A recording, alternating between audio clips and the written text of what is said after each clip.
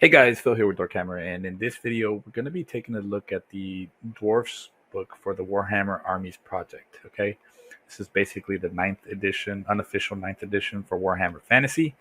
And to be honest, guys, I've never ever seen the Dwarf book, so we'll go straight into the Army special rules and then go on from there in order. Okay, guys. So yeah, there was a lot of lore in this book, probably more than I've seen in any book, which makes sense. I know the Dwarves got a lot of history. So let's get to the first thing, right? We got Ancestral Grudge. Dwarves have hatred for orcs, goblins, skaven, and hobgoblins, and that's a special rule there. We have Relentless. Units entirely composed of models with this special rule do not need to pass the leadership test in order to march, regardless of the proximity of enemy units. That's kind of nice. Resolute.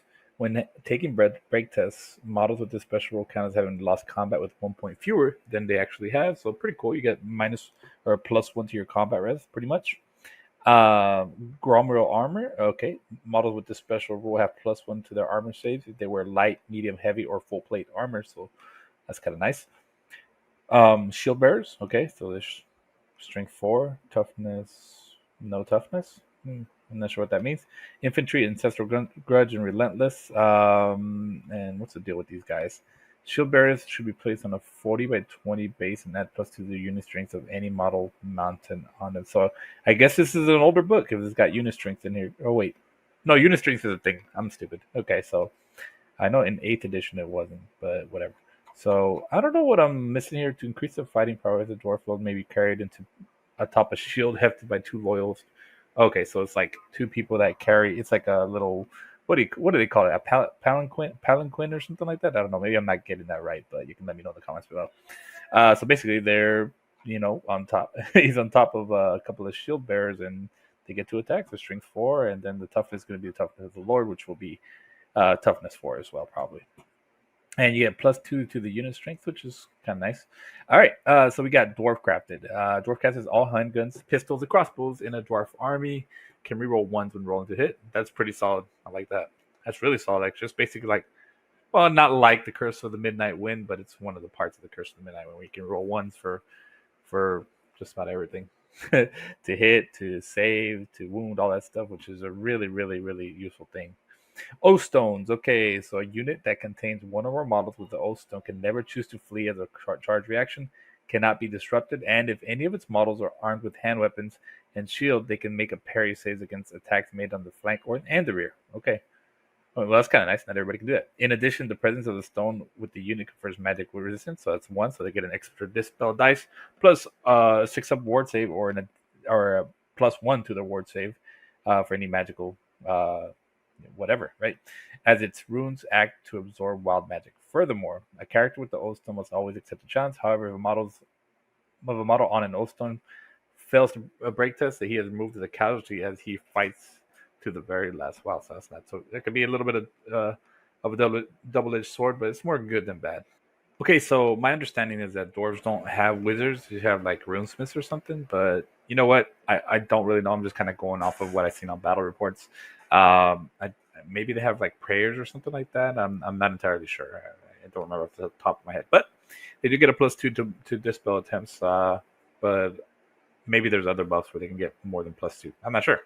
So next we got lords and thanes, which are basically the lord and then the BSB kind of guy, or just a captain kind of guy. So okay, Dwarf Lord has weapon skill 7, strength 4, and ballistic skill 4. That's kind of nice.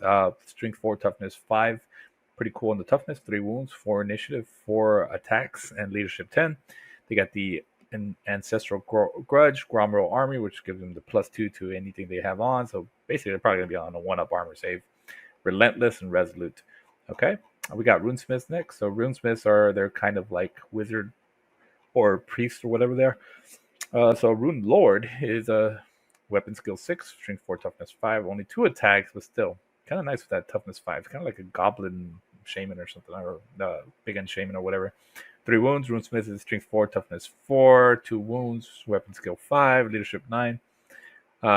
Same thing. Ancestral Grudge, Gromriel. So even the Rune Lord gets a nice little armor too. So that's kind of nice. So a Runesmith and a Rune Lord, all friendly infantry models, and a unit joined by one or more of them gain the armor piercing roll as long as they remain in the unit. So I wonder if that will work. I'm guessing.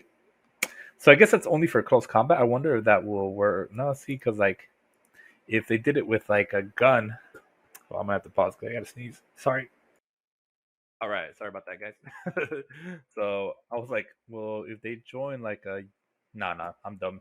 Because like if they join like a handgun or let's say join a crossbow unit, I guess I don't think crossbows like armor piercing. Would they get like armor piercing for missile weapons? I don't know. I'm probably wrong about that. So Rune Lore. Oh wait, we're not gonna go into that. Where are we?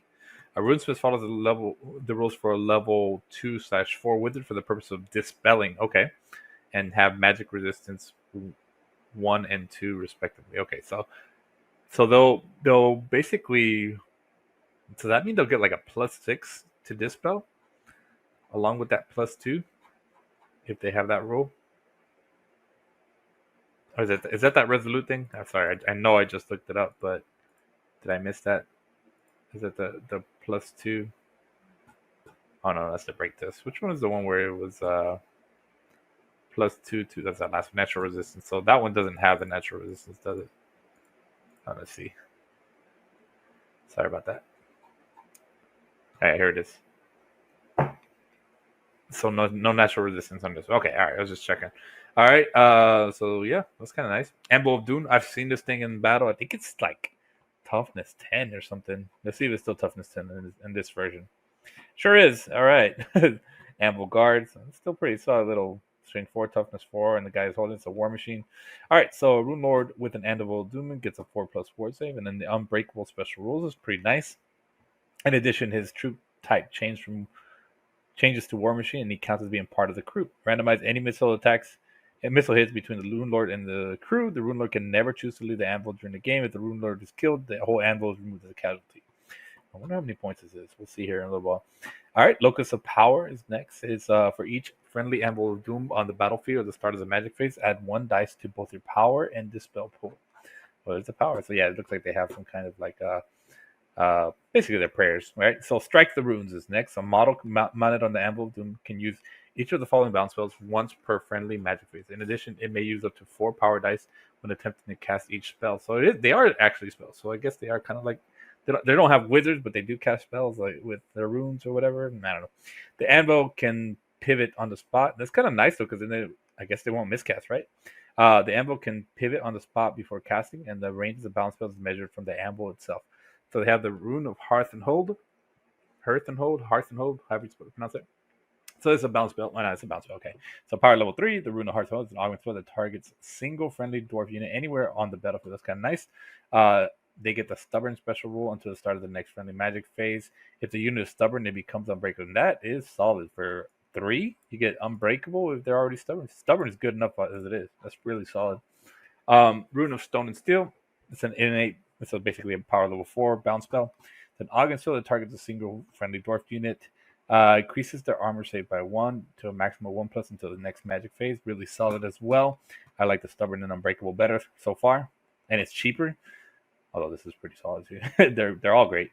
Next one is the power 5 bounce spell, the Rune of Wrath and Ruin. It's basically 24-inch range, 2d6 string 4 hits, just per shooting. So they do have magic missiles and stuff too. Okay, cool. Rune of Oath and Honor, innate bounce spell 5, power level 5, augment spell that targets a single friendly dwarf unit anywhere on the battlefield. The target may immediately make an additional move as if it were the remaining move subphase. Note that no unit may be moved more than once per turn by this spell. So okay, pretty cool. A little bit of extra movement, so basically like that one for the vampire counts, right? So you don't raise more dwarves. Let's see what's next. All right, we've got. I missed the damn name of it. Master Engineer, sorry. So I guess he's the guy that's going to help you reroll your scatter dice or whatever. All right, so this guy is weapon skill 4, strength 4, toughness 4, 2 attacks. Pretty solid to have that as a baseline. Ancestral Grudge, relentless, resolute. Okay, let's go back up here. So also kind of tough. All right, 1 war machine that is within 3 inches of a master engineer can use his ballistic skill. All right, pretty cool, because I'm sure they have ballistas or something like that. Or reroll 1 artillery die or scatter die during each shooting phase. That's pretty solid. I wonder how expensive they are. This cannot be the artillery dice that determines the distance the cannonball bounces. So that makes sense. It's already in our air. You must nominate which weapon, if any, will will be using this special rule at the start of each shooting phase before any such weapons within 3 inches of the master engineer are fired. So if you're smart, so this can kind of be a double-edged thing, right? So let's say you keep 2 war machines within 3 inches of your engineer, but then one of them gets destroyed, and then you fail a break test. Of course, dwarves have pretty good leadership base, right? So maybe it's not that big of a deal, but there's always that possibility. At least that's my first thoughts. Yeah, I'm wrong. All right, so we got entrenchment. Up to 1 unit per with the troop type war machine can be entrenched for the master engineer in the army. An entrenched war machine is treated as being in hard cover when shot at, and any charging model suffer -1 to hit in close combat. Pretty solid. An entrenched war machine can pivot to fire, but if it moves in any other way, the entrenchment is lost. So it can only pivot to fire. If the war machine is destroyed, the entrenchment is considered destroyed as well, and the war machine can only be entrenched once. Okay, so we got stand back, sir, as well. A model with the special rule that is within 3 inches of a war machine is allowed to take a lookout, sir, which is pretty solid.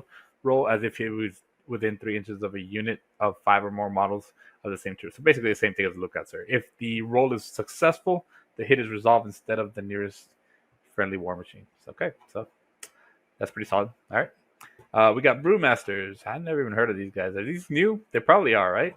You let me know. Actually, I'm probably wrong. So they're weapon skill 4, ballistic skill 4, string 4, toughness 5. I mean, this toughness 5 is pretty solid. 2 attacks, 9 leadership, ancestral grudge, relentless, resolute. They get the beer gut. All right. All right. Enemy attacks against the Brewmaster's front arc suffer -1 to move or to wound. So pretty solid one, especially when a guy is toughness 5. Beer cask is next. So at the start of each dwarf turn, the Brewmaster can then bestow one of the following beers to himself and the unit he's with. Whenever the Brewmaster has given out a draft, how are you supposed to say it? Draft? Like really, like hoity-toity? A draft, a brew. Roll a d6. If you roll a 1, he and his unit suffer -1 to their weapon skill, ballistic skills, and their initiative this turn due to their giddy and drunken disposition. So this could actually come back and bite you in the butt, but it probably does more good than bad. All right, Bugman's XXXXXX. All right, 1 draft of this brew adds +1 strength to the unit, +1 to the unit's strength. Sorry, until the start of the dwarf's player next turn. So, I mean, it's better, but it's not great. Okay, next one is dwarf. I was gonna say dwarf, dwarf special reserve. 1 draft of this brew gives the unit immunity to psychotic special rule until the start of the next dwarf player's next turn. All right, troll blue. 1 draft of this brew gives the unit regeneration special rule until the start of the dwarf player's next turn. I'm not sure which one I like. I gotta like that one the best. That's I mean, that gives you a word save. Always good. Warriors. Okay, let's see what base warriors look like. They're probably gonna be like string 3, toughness 4, and that's sure they are. They sure are. So their weapon skill 4, which is pretty nice, and leadership 9, pretty solid. But initiative 2. All right, but everything comes with a price, right? Ancestral Grudge, Relentless, Resolute. Okay, we got Quarrelers next. All these silly names they got. All right, so their weapon skill 4, strength 3, toughness 4, 1 attack, 9 leadership. So basically, aren't they just the same kind of guy, except that they don't have ballistic skill? Does that mean that you can give them guns and they fight as well? Oh, no, they don't have ballistic skill. So what's the difference between these 2 guys? I don't see anything different. See, movement 3. Holy crap, these guys are slow as shit. Are they all move 3? That's one thing I missed. Oh yeah, I guess dwarves are base move 3. It's a good thing they have that down spell that helps them move. Because they're marching 6 inches. Sheesh, is slow as shit. But they got badass war machines. All right, so yeah, that's to make sense because they're a bunch of Gimlis out there on the field. All right, so what was I on? Am I on? Oh no, I'm still in Warriors here. My bad. So I didn't see much difference between Warriors and Quarrelers. They look like exactly carbon copies. I don't know what the difference is. Infantry, Ancestral Grudge. Seriously, what is the difference? I don't know. Maybe you can mount bows on them and they can fight. Maybe the other guys can't. We got Thunderers, weapon skill 4, strength 3, toughness 4. Okay, this looks exactly the same too. All right, maybe I'll find it. It's got to be what you can put on this guy. So on the other guys, you can put crossbows. On these guys, you can put guns. That's what it's got to be, all right? Because there's obviously a gun there. All right. I mean, they don't have that good of ballistic skill, though. Still, this weapon skill 4, and everybody's pretty cool. All right, we got Longbeards here, which are probably going to be some kind of elite. Yep, they sure are. Weapon skill 5, strength 4, toughness 4, leadership 9, 1 attack. What else they got here? They got Old Grumblers. Longbeards are immune to panic. In addition, any friendly dwarves units within 6 inches of Longbeards can reroll panic tests. Pretty solid. All right, we'll go on to miners next. The miners are infantry. They're ambushers. Okay, so that's kind of nice. Ancestral Grudge, Relentless. They got the Ancestral Grudge, which is pretty nice from what I remember. I can't remember what it was. Oh shoot, I just had it. I don't remember. But what's it called? They have blasting charges. So one use only blasting charges or missile weapons with the following profile and special rules. So what the hell are they? 4-inch range, strength 4, armor piercing, flame attacks, quick to fire. A miner equipped with a steam drill. Okay, so what does that do? Is that when they ambush, kind of like the Skaven when they come out the Doomflare? Blasting charges or missile weapons with the following.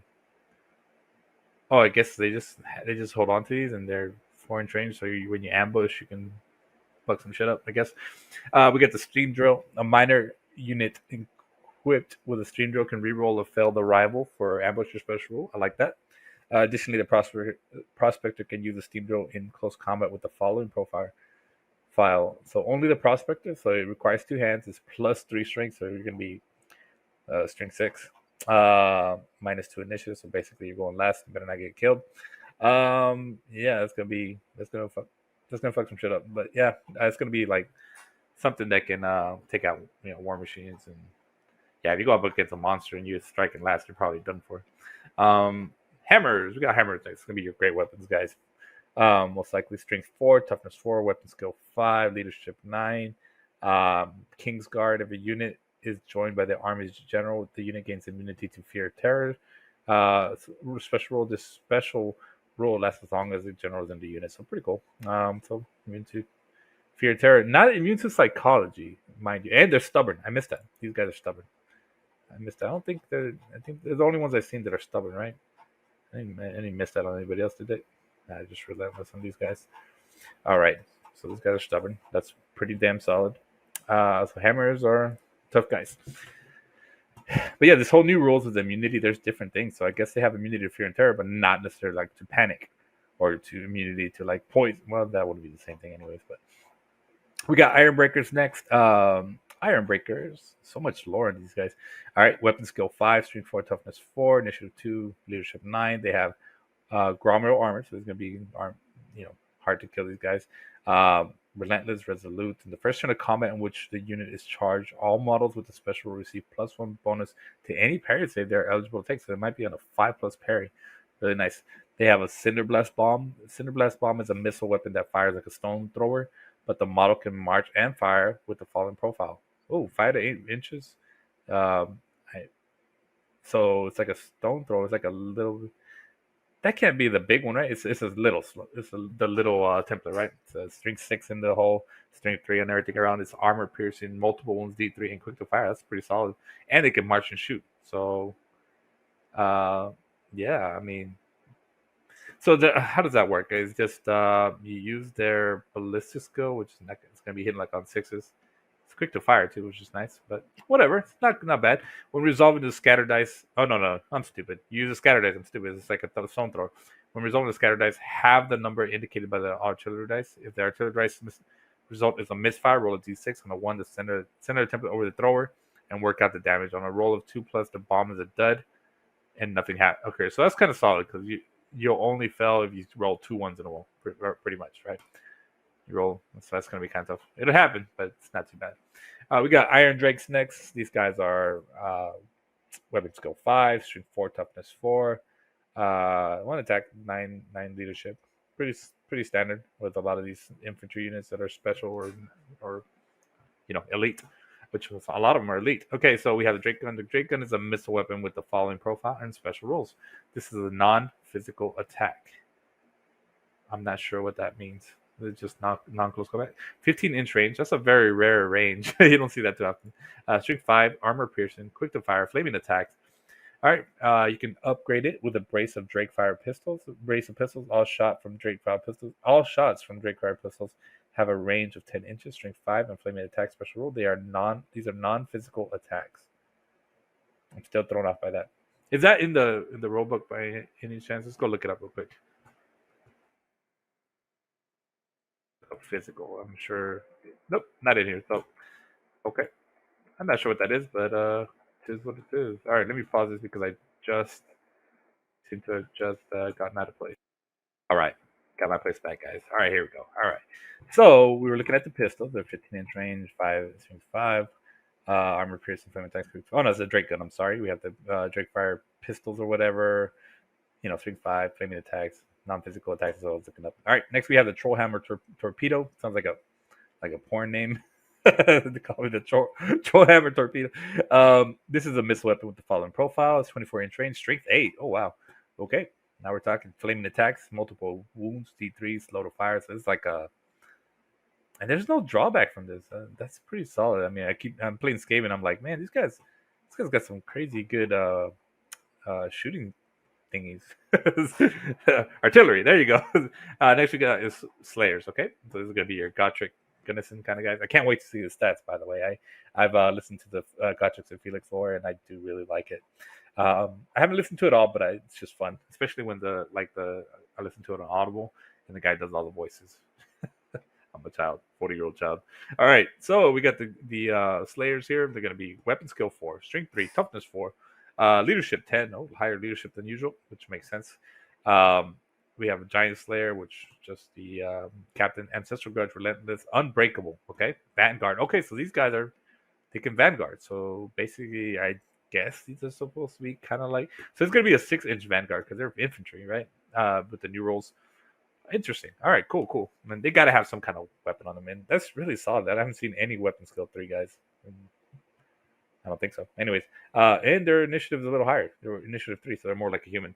Okay, so all Slayers are kind of blah, blah, I didn't read that right. Okay, Slayers always wound on a wound to roll on a 4+ unless they would need a lower result. So that's pretty solid when fighting monsters or something. Say the Troll Slayer.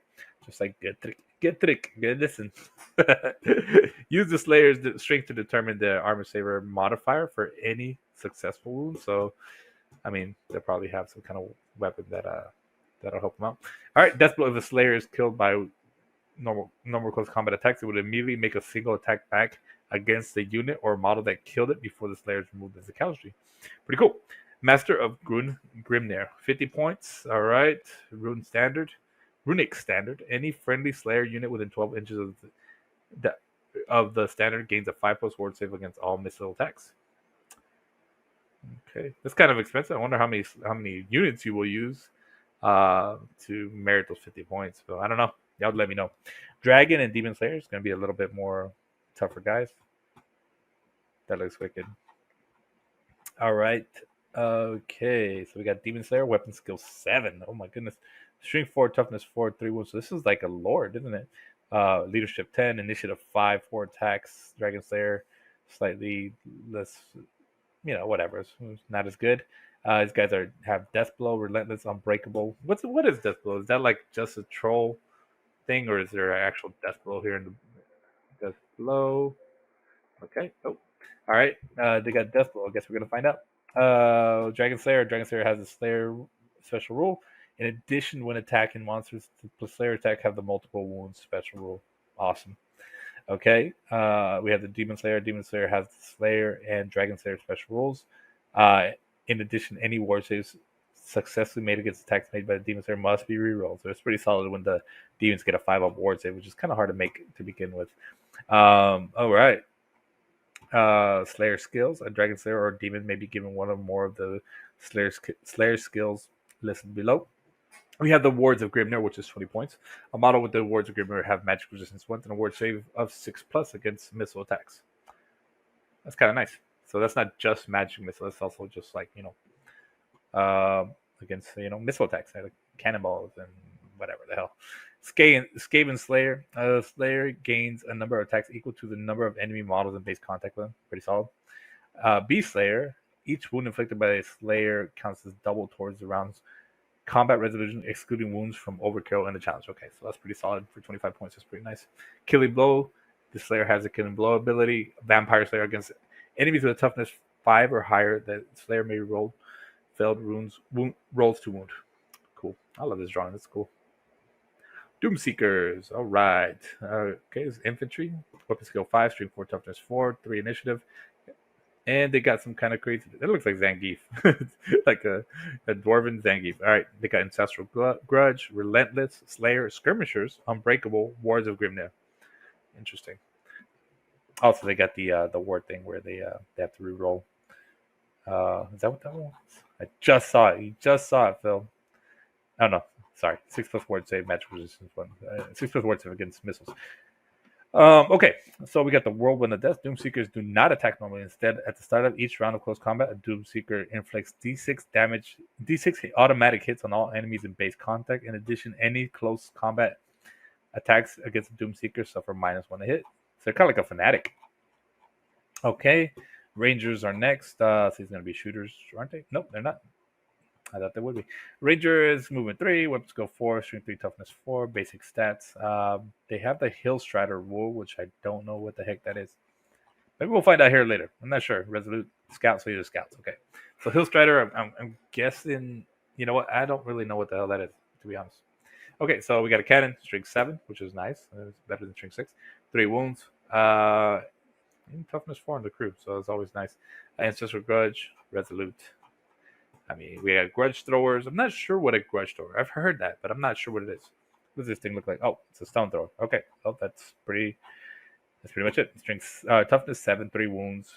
Same thing here. It's a stone thrower. Ancestral Grudge, Resolute, leadership 9. This leadership thing is great for them. Bolt throwers. Ballistic skill 3. This is the toughness 7. Strength 2, toughness 4 on the crew. All right. We're just flying right past all this stuff, guys. I'm getting a little bit faster. Okay, we got Organ Gun, which is going to be the fun stuff. All right, Organ Gun, stuff to 7, 3 wounds. The War Machine, Ancestral Grudge, Resolute. 30-inch range, strength 5, armor piercing. So you're going to be -3 to your save with this puppy. Let's see. To fire an Organ Gun, select the target according to the normal rules for shooting, then roll artillery dice, and 2d6 to find out how many shots are fired. Roll the artillery dice.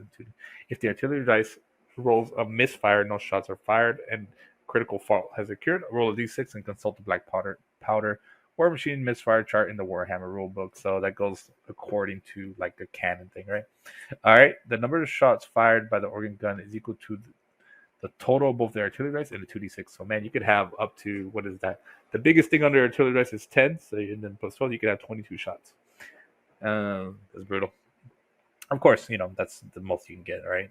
When determined, and then you can have your master engineer help you re-roll that, which you would probably want to have. When determining the number of shots, roll that number of dice to hit the targets using the crew's ballistic skill and applying all appropriate modifiers. Okay. I mean, that's just scary. That's gonna mess up. Is it flaming attacks? Let's see, I didn't see that. So it's just armor piercing, no flaming attacks. It would have it right here on the special rules. All right, flame cannons. Okay, this is gonna be your, yeah. This is take out, you know, hell pits and anything with regeneration. All right, flame cannons shoot using the fire thrower rules instead of the profile and the falling profile. It's 12-inch range, 5 flaming attacks, multiple wounds. It's like a war fire thrower, isn't it? Let's see. Let's look it up real quick. Fire. What did I say? Fire thrower. Oh, fire thrower. Fire thrower. Okay, place a teardrop shape. Yeah, this is a lot like the warfare, wasn't it? Inside. Roll there to the able to. This is the person who's like a salamander, like the warfare thrower. Yeah. All models are hit automatically, and you must take a panic test if you suffer any casualties. That is not physical. Fire throwers are not physical attacks. I still don't know what that means. Does that mean they're magical? And then I would say magical. So whatever. So basically, it is like the warfire thrower, except it doesn't. It's not going to be as bad on the misfire chart. Okay, really solid. Only 12-inch range though, but still, I mean, you could get some distance on that. We have regular fire throwers, I guess. Strength 3, toughness 4, 2 attacks, 2 wounds. So this is like a hero. Fire throwers shoot using the fire thrower rules, and the following says just basically the same thing. Slow to fire and flaming attacks. Strength 4 instead of strength 5. Each fire thrower operates as a separate unit. If a fire thrower is targeted by missile attacks and is within 3 inches of an infantry unit, it gets a lookout serve as if it was a character. So it's kind of nice, kind of like the weapons theme for this game. All right, so one thing I do want to look for, what is slow to fire? I think that just means you can't stand and shoot. Let's double check. Stand and shoot. Exactly what it means. All right, cool. I'm getting better at this. Next thing we got is a Death Roller. Okay, so Death Roller. It's a chariot. The armor save has 2d6 random movement. I'm not sure about the armor save at the moment. Let's keep reading. Overpressured Boiler. If 2 or more ones are rolled when rolling for its movement, you need to roll another d6 and consult the boiler incident table. The boiler incident sounds like a case. The driver can like a big lawsuit or something. The driver can take the risk and increase the pressure of the steam boiler. It's like a steam tank, I guess. Before choosing to move the Death Roller, this gives the Death Roller random movement 3d6 special rule. Okay, so you get 3d6 if you take the risk, I guess. The best defense, the massive whirling threads, and I want to see a picture of this thing. The massive whirling threads and spikes provides an excellent protective shield, giving the Death Roll an armor save of 3+ against all models attacking from the front, 5+ against the flank or the rear. Okay, all right, so not that much of a steam tank. Grinding attack, a Death Roll is moved during the combat to crush enemies trying to dodge a heavy machine, in addition to normal impact hits. And charging the Death Roller inflicts d6 impact hits at the start of each close combat round. That's pretty solid. See what's the strength on the strength 5? Okay, strength 5 d6 hits every round. It's pretty good. If you roll a 6 when determining the number of impact hits, the driver has pushed the boiler beyond its limits. Roll a d6 and consult the boiler incident table. Let's see how bad this is. All right, so on a 1, remove the Death Roller as a casualty. All units in base contact with Death Roller, so d6 strength 4 hits, armor piercing. So that's -2 your save. It's pretty bad. Death Roller may not. Actually, it's probably going to hurt your enemy. If you're smart, you're going to keep your guys away from this thing. Though it does have random movement. 2 to 4, Death Roller may not move this turn or use its grinding attack. If it breaks from combat this round, it is automatically destroyed. Not so good. What's the toughness on this thing? Was it 7? Oh no, it's only 4. All right, so it's like a little baby steam tank kind of thing. Steam tank slash, what do you call it? Doom wheel. All right, the Death Roller is 5 to 6. About breaks avoiding the worst. The Death Roller may only roll 1d6 for each of its movements this turn, including fleeing and pursuit. Rune Guardians are next. Rune Guardians are monstrous infantry. That's like ogre dwarves. That's kind of cool. I would love to see it. And I don't see a picture of this damn Death Roll. I would like to. Okay, so let's check out these ogre dwarves. All right, they got no ballistic skill. Their weapon skill 3, movement 6. Okay, now we're covering some ground. Strength 5, toughness 5, 3 attacks, leadership 10. That's kind of scary. That's a scary guy. I wonder if they have any kind of armor save though.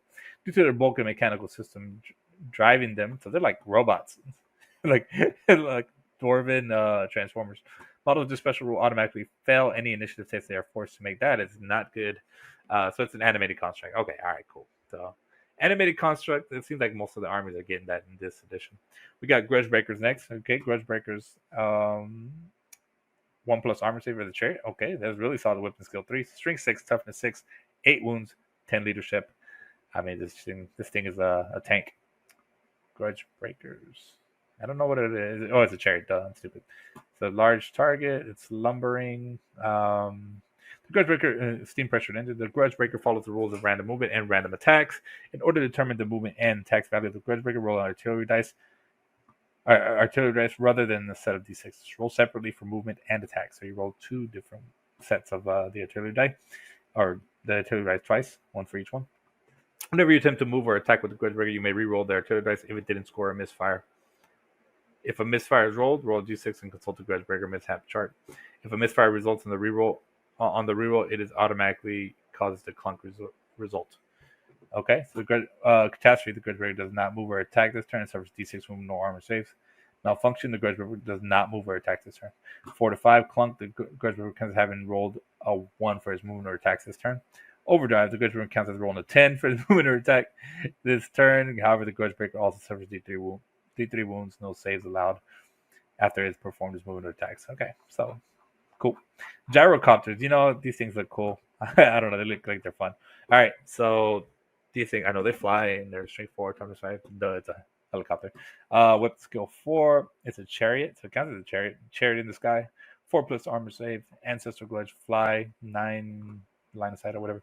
D3 impact hits when it hits, relentless and resolute. Dive bomb once per game during the remaining moves subphase. Model with the special rule may drop bombs unless they are fleeing. To dive bomb, select one unengaged unit that the Gyrocopter moved over in that turn. To determine the damage caused by the bombs, roll an artillery dice. This is the number of hits inflicted. If a misfire roll to get Gyrocopter takes a single wound with no armor saves allowed. The Gyrocopter's bombs have the following profile. NA on the profile, or on the range, I'm sorry. Strength 3, armor piercing 1. If the Gyrocopter dive bombs, it cannot make another shooting attack in that turn. So you got to pick wisely. I mean, I'm not crazy about that. I mean, that seems like it's only strength 3 and armor piercing. That's kind of weak sauce if you ask me. I don't know. Maybe I'm missing something. Doesn't seem that good. And you can misfire and cause a wound on yourself. I guess you can do it, and it's like something that can help out, right? I mean, and you can only do it once per game. I mean, maybe it's a free wound you get. I don't know. I think it's kind of a silly rule. Anyways, Steam Gun, at least on first impression. I'm not sure how that works out that great. Steam Gun, it could just mess you up more than anything. The Steam Gun shoots using a teardrop-shaped template. Place a template with its broad end over the target and its narrow end touching the muzzle of the Steam Gun. Any models touched are hit using the profile below. Strength 2, armor piercing, slow to fire. Okay, you can upgrade it for the Brimstone Gun. A Brimstone Gun is fired in the shooting phase with the profile below. It's a non-physical attack. 18-inch range, strength 5, armor piercing, flaming attacks, multiple shots, quick to fire. Okay, all right. Cool little gun. Nice little range, too. Not bad. Gyro Bomber. Okay, interesting. All right. So it's like an upgraded gyrocopter.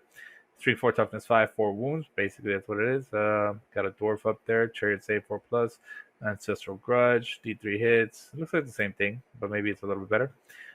During the remaining smooth subphase, models with this special rule may drop a bomb unless they are fleeing or have declared a charge that turn. To make a bombing run, select one unengaged unit that the gyrocopter moved over that turn and place the large 5-inch template anywhere over the target unit. But note that it cannot cover friendly models.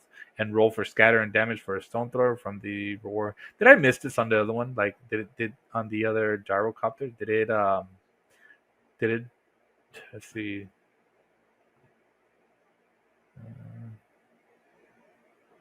Does this one not have a template? Yeah, it's like one. This one. It looks like you just hit one thing. Like you can only hit one thing with this. I don't know. I'm still a little confused on that one. I mean, I get this one. This one's a big template. It's a 5-inch template.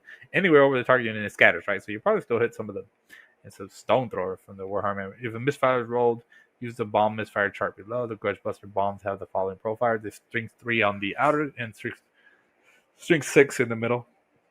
It's armor piercing, multiple D3 wounds on the. If I'm not mistaken, it's only multiple D3 wounds on the eye. After resolving the damage caused by the Grudge Buster bomb, roll a D6 on a 4+. The bomb scatters D6 from where it first landed. A hit result remains in the same place. Place a small 3-inch template on the new location and resolve damage just in profile above. It cannot bounce a third time. Okay, so we got a bomb misfire chart. We have premature detonation. The Gyro Bomber suffers a string 6 hit with multiple D3 wounds. All right, so that's not good. Jam release, a 3-inch template is placed over the Gyro Bomber before scattering it and resolving damage is normal. This bomb does not bounce. Okay, that's okay. It's not good. All right, dud. Only the models under the template is hit, suffering a strength 4 hit instead of 6. Okay. All right. So it's got a clatter gun. This is not an upgrade. It's just something it has, I guess. It's 24-inch range, strength 4, armor piercing, multiple shots. So it shoots 5 times and it's quick to fire. That's kind of solid. I like that. Okay, Thunder Barge. Let's see. Thunder Barge is a blimp. Okay. Strength 6, toughness 6, 8 wounds. Okay. It's a chariot as well. Chariot in the sky. Ancestral Grudge. Bomb and run. See Gyro Bombers. Pretty much same thing. Unbreakable. That's pretty sweet. Okay, so the Thunder Barge cannon is armed with a cannon which cannot fire a grape shot. The cannon can be fired even if the Thunder Barge marches, which is pretty brutal. Oh my goodness. If the cannon misfires and rolls a destroy, result in the Thunder Arge, however you pronounce this, Thunder Barge. That's a Oh, no wonder. I was like, this a typo. The Thunder Arch, the Thunder Barge suffers deep with no saves allowed, and the weapon may no longer be used for the remainder of the game. Ouch. Okay. Other misfiles that result as normal. Disaster. If the Thunder Barge is destroyed, it scatters 3d6 in random direction and crashes to the ground. Place a large template with the hole under the final position. With the hole under its final position, any model touched by the template suffers a strength 6 hit. Any model. So basically, that's on the. Oh man, that's a large template. Okay, so you gotta be careful with this thing. That could really mess your own guys up, but could also mess up the enemy too. All right, guys, looks like we're moving over to the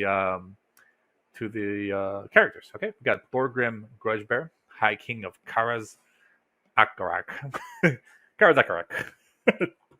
All right, I don't know. It's just funny to say. That's pretty cool. All right, Thorgrim and Thronebearer. Okay, so it's his little lackey. Is that the guy carrying him? This guy's carrying him. Yeah. Okay, so we got strength 4, toughness 5, 7 wounds. Oh my goodness. Strength, weapon skill 7, ballistic skill 4, 4 attack, leadership 10. Then the throne bearers, they have another 4 attacks, only strength 3 on them, but still toughness 4 on them. Thorgrim is the High King. All right, so he must be your army general. Furthermore, if he's slain, all friendly models from Warhammer Dwarves immediately gain frenzy special rule. Okay. Why'd they put all friendly models from Warhammer Dwarves? Okay, that's weird. Not sure why that's there, but the Throne of Power. Okay, Throne of Power is treated in all regards as shield bearers, basically like we read earlier in the book in the Army Special Rules.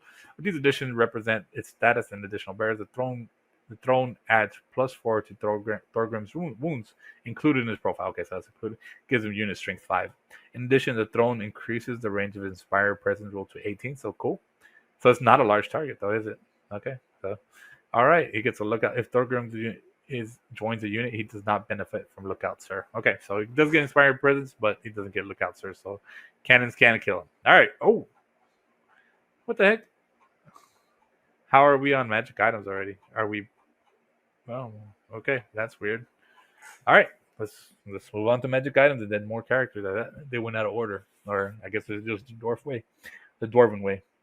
Okay, so we got the Axe of Grimnir, magic weapon. It's inscribed with the Master Rune of Galf Blackhammer and the Master Runes of Alaric the Mad, see weapon runes. In addition, wounds caused by the Axe of Grimnir have the multiple wounds D6 special against monsters. Okay, so good for monsters.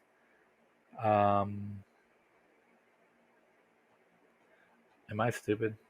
Oh wait, these are just the things that Homeboy had. Okay, I'm stupid. All right. Okay. So this is just what Homeboy has. Okay, so he's got a D6 against. I'm not sure what weapon runes are. Okay, like a D6 multiple wounds against monsters. Okay, so monsters better beware of this guy. The Armor of Skaldor is a magic armor. Heavy armor. The armor is inscribed with the Master Rune of Skaldor, which gives him a 4+ ward save. The Rune of Preservation and the Rune of Stone, whatever that means. The Dragon Crown of Karaz is a talisman. It is inscribed with the Master King Rune of Kingship. Okay, I don't know what any of these are. We'll have to look at them later, I guess. The Great Book of Grudges. I've heard of this thing. I'm not sure what it does. I guess it's like different things that get cast automatically, like bounce spells and stuff. Thorgrim and any unit he joins are subject to hatred against models included in the Ancestral Grudge special rule. They may reroll failed hits to roll every close combat round, not just the first. Okay, so all right, so I'm stupid, guys. Apparently that was just all his stuff. I'm over here thinking that was the magic item section because I'm dumb. Like, how come there ain't no points next to this stuff? All right, we got Thoric Ironbrow, Master Rune Lord of Karik Azul, the blue Karik. All right, cool. All right, he looks like a mini Thor, like a baby Thor. Thoric Ironbrow has weapon skill 6, strength 4, toughness 5. Oh, he's on the Anvil of Doom. 3 wounds, 2 attacks. Leadership 10. He has the Anvil of Doom, which of course is toughness 10. He has the Anvil Guard with them, which is weapon skill 5. Well, okay, strength 4, toughness 4. And then Craggy, weapon skill 4, strength 3, toughness 4. Okay, so Craggy. All right, okay. Forge Fire, Locus of Power, Rune Lord, Strike the Runes. We got a lot of stuff here, so I'm not sure what all this stuff means. Okay, we got Craggy, the assistant of the Forge. Craggy is represented on top. Is this him right here? Yeah, it's good old Craggy. Represented on the tabletop by a separate miniature that always remains as close as possible to Thoric's Anvil of Doom. The model itself plays no part in the game. If it gets in the way, simply move it to one side. If Thoric is slain, Crag is also removed. Thoric can reroll a single single dice on a failed attempt to cast one of the innate bounce spells in the Anvil of Doom per turn. If this rerolled dice rolls a 1, Craggy has done something wrong, and Thoric takes a strength 10 hit. Ouch. Craggy is then removed from play, and the Craggy is assisted to the Forge special rule cannot be used again for the rest of the game. Okay. So yeah, I mean it's not that great. Take a strength 10 hit. At least it's not multiple wounds. Okay, so Master of Ancient Lore Thoric receives +1 bonus on all attempts to cast a Anvil of Doom's bounce spells. In addition, Thoric knows the following rune. Rune of Doom. Okay. Innate bounce spell, power level 3, 24-inch range. It's an augment spell. Target unit gains the fear special rune until the start of the next magic phase. It helps, but it's not the greatest thing in the world. He has the Clad Brakak. Attacks made with this weapon have the ignore armor save special rule. Additionally, if the victim suffers 1 or more unsaved wounds, any magic armor they were equipped with are destroyed and cannot be used for the remainder of the game. That is pretty good if you can get it to work. So basically ignores armor saves and destroys their armor at the same time. And not just any armor, magic armor. Okay, so wow. Okay. Pretty brutal. Thoric's rune armor is a magic armor, heavy armor. Thoric's rune armor is inscribed with the master rune of Gromrel. Whatever that means. Okay, we got Ulrich Ronaldson, king of the Carrick Hearn. It's a cool picture. They're drawing. Okay, right there it looks like a Yosemite Sam. Oh wait, I was gonna say I say. That's not even Yosemite Sam. That's like that foghorn leghorn. All right, forgot what Yosemite Sam said. All right, Ulrich is weapon skill 7, strength 4, toughness 5, 3 wounds, 4 attacks, leadership 10. He's got his shield bearers, strength 4, 2 attacks. Okay, so they get a little bit stronger. He's got the Gromrel armor, Ancestral Grudge, Resolute, Relentless. Lord of the Hold. If Ulrich is included in your army, he must be your army general, unless Thorgrim, the Grudge Bearer, is also included. Traditional army. If Ulrich is in the army, then Fire Drakes, Fire Throwers, Gyro Covers, Flame Cabinets, Organ Guns, Thunder Barges, blah, blah, blah, and counts as 2 units for the purpose of the duplicate choices that are allowed. Huh?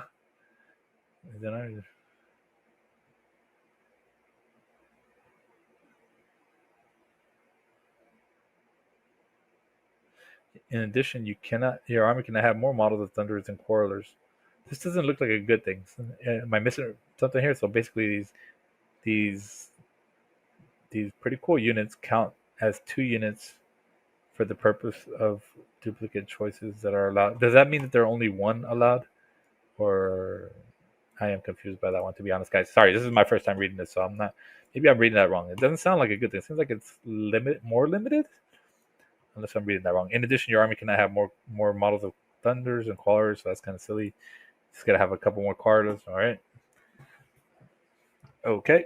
We got the Axe of Retribution, great weapon. The Axe of Retribution is described with the Master Rune of Breaking and a Grudge Rune. All right. We got the Hrappy Clad. It's a magic armor. Heavy armor is described with the Rune of Shielding. Kurgaz's Shield is described with 2 runes of warding. There's just so many runes, guys. I'm just going to power through this. At the start of Helm of Eagles, at the start of each return, Ulrich may gain. It's kind of like when I was looking through Bertonian's book, and it just had like the virtue of whatever, the lake, Lady of the Lake, the virtue of spring, the virtue of whatever. At the start of each return, Ulrich may gaze at one enemy unit within line of sight. Your opponent must reveal any hidden trips within, such as assassins or goblin fanatics, as well as all magical items carried by the models in the unit. Okay, kind of cool. Kara Karen's Book of Grudges, another one. This book gives him the Hold Your Ground special rule. So basically, what's Hold Your Ground? Is that just like yeah, it's just like your this is the BSB thing, isn't it? Yeah. So basically, okay. So it's like another BSB without having to be your BSB. So. Okay, is that right? So basically, it's like an extension to a BSB or another BSB. That's kind of crazy, if that's right. Cazador Thunderhorn, King of the Karak Azul. Okay, that's pretty cool again. All right, so Homeboy's got weapon skill 7, strength 4, toughness 4, ballistic skill 4, 3 wounds, 4 attacks, 10 leadership. Gromro armor, resolute, relentless, ancestral grudge. He's got the hammer of Karak Azul. All right, so he's the main boss at this Azul place. Subscribe with the Master Rune of Death. Oh, that should be interesting to read. And 2 runes of cleaving. Okay, runes of cleaving. Sounds like a cooking thing. All right, the armor of King Karak Azul, magic armor, medium armor. The armor, so it's a 5+ armor instead of a 4+. The armor of King Karak Azul is inscribed with 1 rune of fortitude and 1 rune of resistance. Okay. The Thunder Horn enchanted item. When used only, the horn may be blown at the start of any enemy turn. All enemies within 24 inches of Cazador must pass the leadership to be able to leadership test to be able to declare charges this turn. Okay, interesting. Beligar Iron Hammer, the true king of 8 peaks. All right, let's see. Beligar has got weapon skill 8. Oh, strength 4, toughness 5, 4 attacks, 10 leadership. He's infantry. Got a badass here. But I still want to see Gutrick. All right, Ancestral Grudge, Grombo Armor, Relentless, Stubborn. All right, I like the Stubborn. Revenge Incarnate. Once per game at the start of any close combat phase, Beligar may harness the power of his ancestors. For the remainder of the term, he doubles his attack characteristics. So we got 8 attacks. Okay. All right. Interesting. The hammer. Okay, so just his attacks here, but still not bad. 8 attacks is great. The hammer of Angren is inscribed in the Master Rune of Swiftness, and attacks made with it receive a +1 bonus to wound, so pretty sweet. The Shield of Defiance. The Shield of Defiance is inscribed with 3 runes of warding and 1 rune of preservation. A partridge in a motherfucking pear tree. That's what I keep thinking of when I hear these things. All right, we got Bernoth Grundarak. Grunadrak. Jesus. The Voyager of King of Barak Var. All right. Okay, homeboy here has got weapon skill 7, strength 4, toughness 5, 3 wounds, 4 attacks, 4 initiative, leadership 10.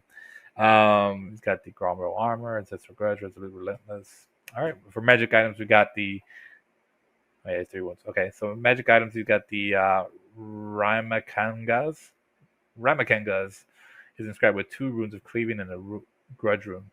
And then he's got the magic armor. It's a Burmast armor. Medium armor is inscribed with 2 runes of warding. So I imagine it's a 5-up ward, maybe. We got Crag the Grim, Master Rune Lord of Karaz Akarak. Okay. Let's see. Weapon skill 6, strength 4, toughness 5, 2 attacks, 3 wounds. He's got the Ancestral Grudge, the Forge Fire, Relentless, Resolute, Rune Lord. All right. Okay, homeboy's got the Crag's Hammer. Crag's Hammer is inscribed with the Rune of Fury, a Rune of Fire, and gives the wielder strength 10. Okay, so it has 2 attacks, but still, strength 10. Better to have strength 10 than to not, if you have only have 2 attacks, right? So, okay. Crag's armor is described. I mean, maybe you could take something on him, you give him more attacks. You have to use that. I'm just thinking out loud here, guys. Crag's armor is inscribed with the Rune of Cromwell, the Rune of Resistance, and the Rune of Warding. Okay. Crag's rune staff is a talisman. Bears the Master Rune of Balance, 2 runes of spell breaking, and a Rune of Furnace. Now, the runes of spell breaking I do recognize because basically it does what it says. It breaks spells. So basically, twice he can break a spell, which is brutal. At least I think that's right. We got Cadron Redmane, Rune Lord of Karak Varn next. And basically, this dude looks badass. Looking like, what's that dude's name from Game of Thrones? Does it start with a T? Tamriel? Tamriel? Can't remember his name. Timbor? I can't remember. Timber. All right. He's got weapon skill 6, strength 4, toughness 5, 2 attacks, 3 wounds, leadership 10. Dude, all these guys had 3 wounds. What the heck? Are they all lords? Are they actual, like, just regular heroes? Ancestral Grudge. Yeah, they're all like lords. Forged Fire, Grommer Armor, Relentless, Rune Lord, Stubborn. Okay. So this guy's model. Got a Hammer of the Ages. Models hit with this hammer must take a leadership test for each hit suffered. If failed, the hammer automatically wounds with the ignores armor save. Say special roll. The test is passed. Roll to wound and take armor saves as usual. The Shield of Stone. It's inscribed with the Rune of Shielding. Okay. We got Grombrindal, the White Dwarf. He's just a star. All right. He's white, all right. Weapon skill 7, strength 4, toughness 5, 3 wounds, 4 attacks, 10 leadership. He's got the Ancestral Grudge and the Relentless. Gromendal has no fear. The White Dwarf is so ancient and battle-hardened that he is unbreakable.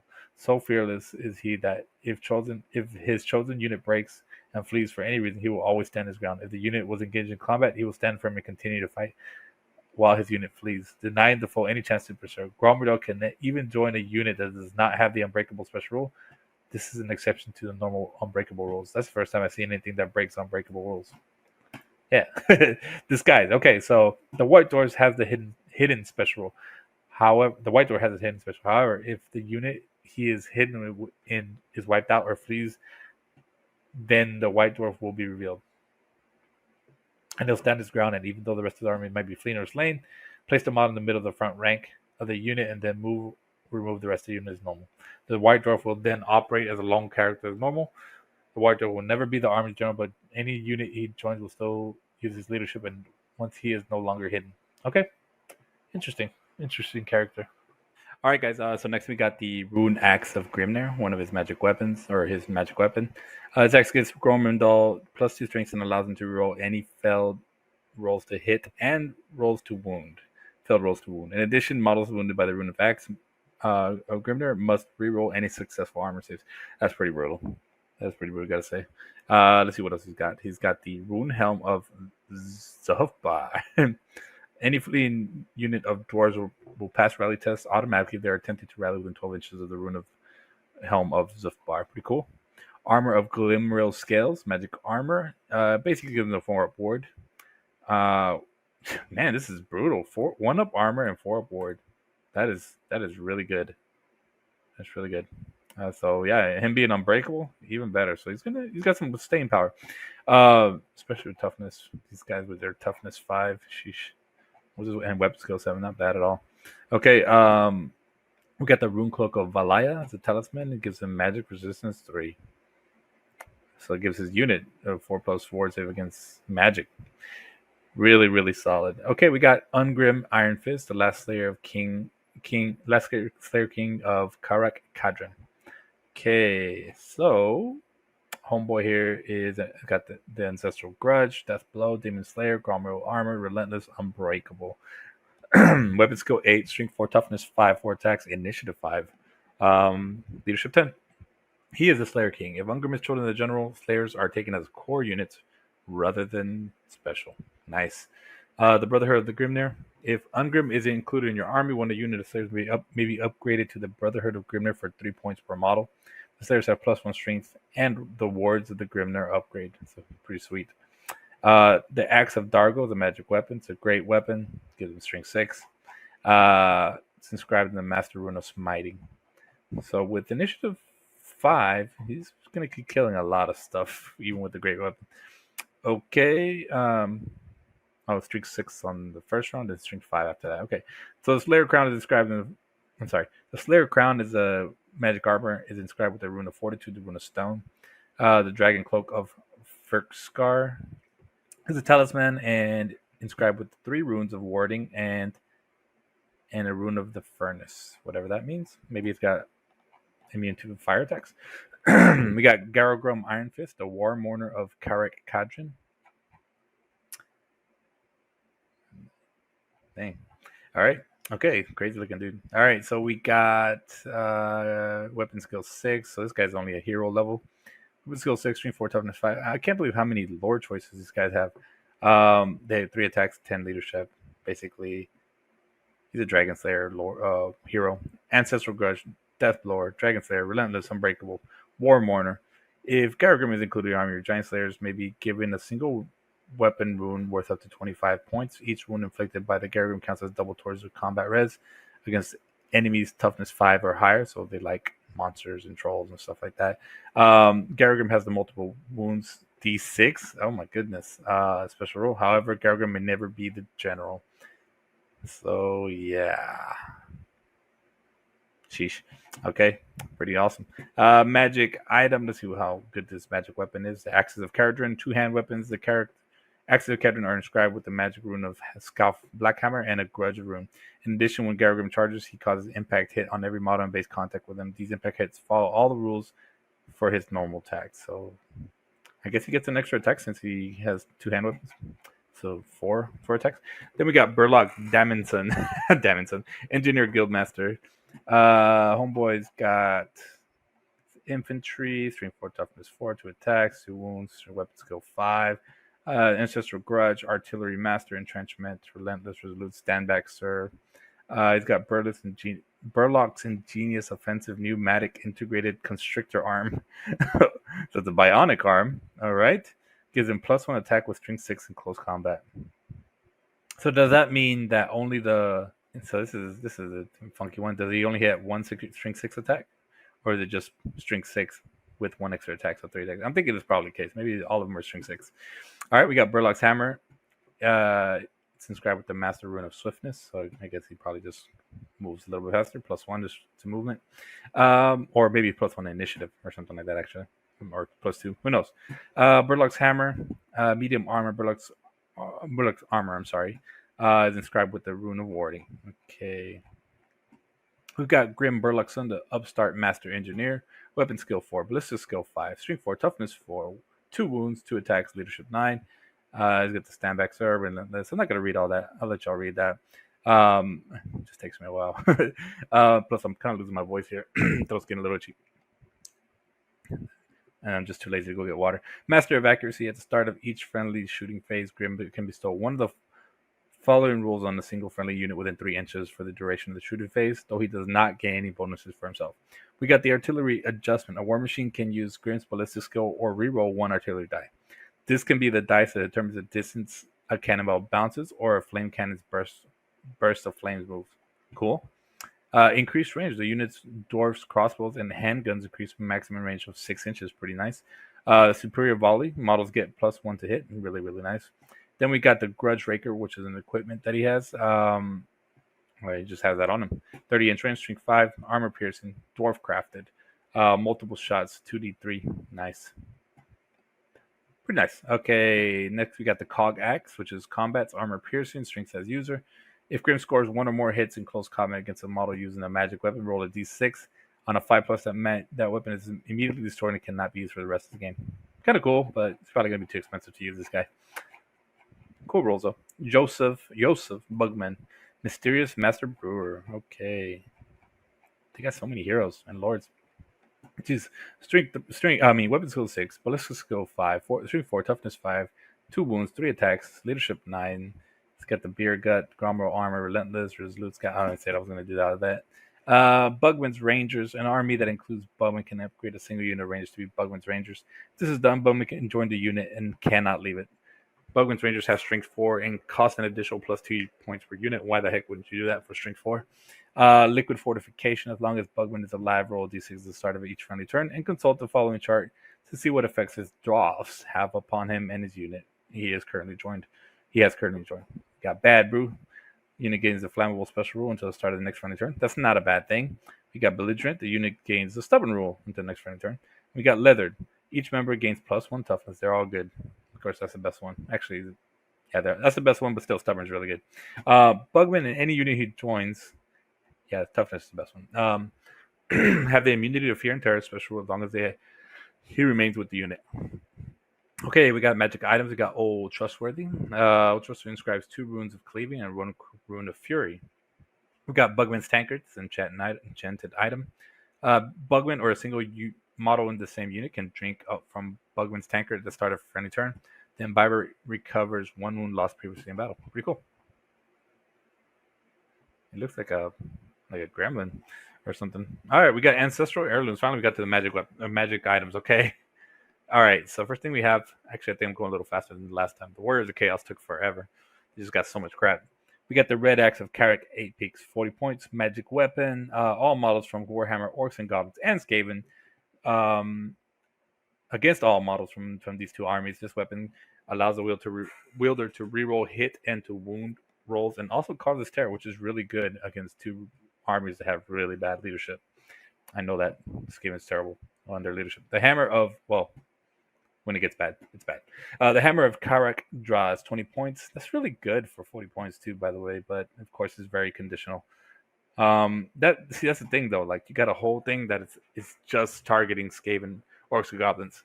You know what I mean? Like, it doesn't do anything to anybody else. So it's like, shouldn't this like have like a static thing, and then do this on top of that to orcs and goblins and skavens since they hate them or whatever? So, anyways, just my thought. Magic weapon, we have the Hammer of Kara's draws, which is 20 points. Attacks from the hammer are resolved at +3 initiative, and any enemy models that suffer one or more unsaved wounds from it are subject to always strikes last special rule to the end of the close combat phase. Pretty nice. I like that. Magnificent armor of Boric Beetle Brow. Okay, it's a magic armor. It's a full plate armor, so it's a 3+ save. The Magnificent armor of Boric Brow gains a war save 3+ against all attacks of strength 6 or higher. Pretty solid. For 45 points, I guess if you're gonna go against something with high strength, then do it. But I don't know. It might be better just to get like a. I don't know. It's kind of pricey. I mean, could it just get a full plate armor on its own? I mean, I don't know. Maybe I'm wrong. I don't know. I don't know if it's worth it for just one. Because you're probably not gonna fight strength 6 the whole time. Maybe if you're going after monsters the whole time. Maybe you're going getting a unit of troll slayers and you're going against monsters or something. Anyways, the Golden Scepter of Norgrim, 40 points. It's an enchanted item. This thing right here, at the start of each of your turns, you may bestow either +1 movement, strength, or armor save onto the bearer and any unit he is with. Now we're talking. Each bonus lasts until the start of your next turn. That is literally one of the best items I've seen. I mean, 40 points and you get plus that. You get that bonus without having to cast a prayer or magic spell or anything like that. Just static until the next turn. I mean, yeah. I mean, that's just solid. You can just give yourself +1 strength every time. Why wouldn't you do that? You know what I mean? So pretty crazy. Silverhorn of Vengeance. That is the best. That is really the best item I've seen so far. Of course, I've only seen a couple, but I don't see how anything's going to top that so far. Silverhorn of Vengeance is an enchanted item, 30 points, one use only. I hate one use only stuff. Sometimes they're okay, but I mean, I don't know. Let's see how good it is. The Silverhorn of Vengeance can be used at the start of any friendly turn as its wielder, and any friendly unit within 6 inches has a devastating charge special rule until the start of the following turn. Additionally, once used, the blower of the Silverhorn of Vengeance and any unit he joins causes fear in all models from Warhammer, High Elves, Dark Elves, and Wood Elves for the rest of the game. Very conditional, and of course you have to get that. Make sure you're going to get that charge off, right? But it could change your game. I could see that. This is a little better than other one-use army things, one-use only things that I've seen. I don't really care for the, I don't know, cause fear and High Elves, Dark Elves, and Wood Elves. They all have great leadership usually, so could come in helpful, but whatever. I mean, it's just that's a bonus. See, that's what I mean. Like earlier when we were talking about like this one helps with only orcs and goblins and skaven. I mean, this is just on top of what it already does. So one use only, I don't see myself taking that. Okay, yeah, I don't know. I just really don't see it, especially with dwarves that move slower than everybody else. Whatever. Fire Ring of Thori, 35 points, is an enchanted item. Gives the bearer strength 4 breath weapon with the flaming attack special rule. Not bad. I don't think I would take it, but still not bad. All right, so the Banner of Lost Souls. Yeah, because you still have to go next to him, and I don't think you can like do it in close combat, if I remember correctly. All right, so 60 points is the magic standard. The standard is the Banner of Lost Holds. All models in the unit that carries the Banner of Lost Holds can reroll failed rolls to wound in close combat. Pretty solid, but really expensive. Now we got Runic Items. We got Runic Magic. We got Creating a Runic Item. I'm not sure what that means. We got Choosing Runes, Rules of the Runes. No single item can have more than 3 runes. It is virtually impossible to forge that. Weapon runes can only be inscribed. I didn't know I was going to have to read this stuff. Inscribed with always happen runes can only be inscribed with armor band. No more than one item can carry the same combination of runes. So this is almost like army rules as well. I don't know. Let's see what we got here. Okay, so got the Master Rune of Alaric the Mad, 40 points. A weapon engraved with the Master Rune of Alaric the Mad has ignore armor saves special roll. Love it. It's good. A little expensive. No, actually, you know what? This is less expensive than like the one in the Skaven or in the rulebook. I believe there's one in the rulebook where you can ignore, and I could be wrong about that actually. All right, Master Rune of Death, 40 points. Basically, you get the heroic killing blow. So that's good for killing monsters and characters and such. Or not just monsters, right? Yeah, you could kill a demon prince or something if you play your cards right. Master Rune of Dragon Slaying, 40 points against dragons and drakes. Weapon engraved with the Master Rune of Dragon Slave will always wound on a 2+ and has the multiple wound special rule. Pretty solid. Master Rune of Smiting, 40 points. Master Rune. I'm sorry. A weapon engraved with the Master Rune of Smiting has the multiple wounds D6 special rule. Yikes. For only 40 points. Pretty good. Master Rune of Scalp Blackhammer. I read that earlier. A weapon engraved with the Master Rune of Scalp Blackhammer will wound any model not in magic armor on a roll of 2+, regardless of the toughness, against models in the magic armor and all. I did not read that right. It will wound any model not in magic armor on a 2-wound roll of 2+, regardless of the target's toughness. Against models in magic armor, a roll of 3+ is required. So 2+ on non-magic armor, 3+ on magic armor. So not bad at all. Not bad, but not sure if it's worth 30 points. I could be wrong. I don't know. Master Rune of Breaking. So if a dwarf with a weapon engraved with the Master Rune of Breaking scores 1 or more successful hits against a model with a magic weapon, the foe's magic weapon is destroyed on a d6 roll of the 2+. Brutal. So, man, it's so good. Roll once, regardless of the number of successful hits. So foe with the destroyed magic item counts as being armed with a hand weapon. If the foe has more than one magic weapon, note that paired weapons count as one, while d6 to randomly determine which one is destroyed. So that could be really bad for your enemy. Then you're just going on, basic stats. We got the Master Rune of Snorri. Snorri! All right, Spangle Helm. I read about Snorri. And so what's the deal? I didn't see Gottfried Gunnarsson here, so I don't know if I'm high or something. What the heck happened? Oh, maybe it's because of the timing this came out. I'm not sure. Was he already dead? Or is he dead? I don't even know. I know Felix died. I don't know about Gottfried. All right, a weapon engraved with the Master Rune of Swiftness has the Always Strikes First special rule. Very good. Always good. I thought that was just going to add to your initiative, but Always Strikes First, always great. Okay. I didn't even read this one, did I? The Snorri weapon always hits on a 2+. That I like. I really like that. So basically, you're not even going on web skill. You just always hit on a 2+. Even with modifiers or anything like that, like some rules say, hey, it's -1 to hit or whatever. I wonder if it says always hits on a 2+, so I guess that cannot be affected. Okay, we have the Master Rune of Banishment for 20 points. A weapon engraved with the Master Rune of Banishment may reroll fail to wound rolls against models with the ethereal, undead, or vampiric special rules. Okay, this is very situational, but could come in handy. Will come in handy if you fight those armies. Master Rune of Flight is 20 points. A weapon engraved with the Master Rune of Flight can be thrown like a throwing weapon with a range of 12 inches. Always hits on a roll of 2+ to wound. Always hits on a roll of 2+. Roll to wound as if the target had suffered a hit from the weapon in close combat. Okay. Any additional runes on the weapon will also take effect. After this, the weapon flies back to the wielder. It's like a Thor hammer. A weapon with the Master Rune of Flight can also be used in close combat as normal. That's kind of a cool little weapon. Still haven't seen anything better than the one that gives you +1 tough strength or whatever, and weapon skill or movement or whatever. Forgot what that was called, but nothing's better than that so far. The Master Rune of Crag the Grim, 15 points. This rune can be placed on great weapons. It allows a great weapon to be inscribed with runes. So basically, you can add runes to it. That's got to be a good thing. And you can do multiple wounds. Maybe I should read this thing up here. We'll read this stuff and see if I need to read that. Okay, so you can have up to 3 runes or something like that per model for a thing. I don't know. I have to look it up. So we got the Rune of Demons saying, I guess you can add it for 21 for 25, 2 for 50, or 3 for 100 or something like that. Against any model with a demonic special rule, and weapon engraved with the Rune of Demon saying receive +1 bonus to hit and to wound. Against any model with a demonic special rule, a weapon engraved with 2 runes. Oh, so this is actually 2. So it goes from 25 points for just this one, then 50, then 100. Okay, I got it. Against any model with the demonic special rule. So I guess you could actually buy 2 of these. Well, not the 25. We could do the 25, 50, or you can just buy the 100.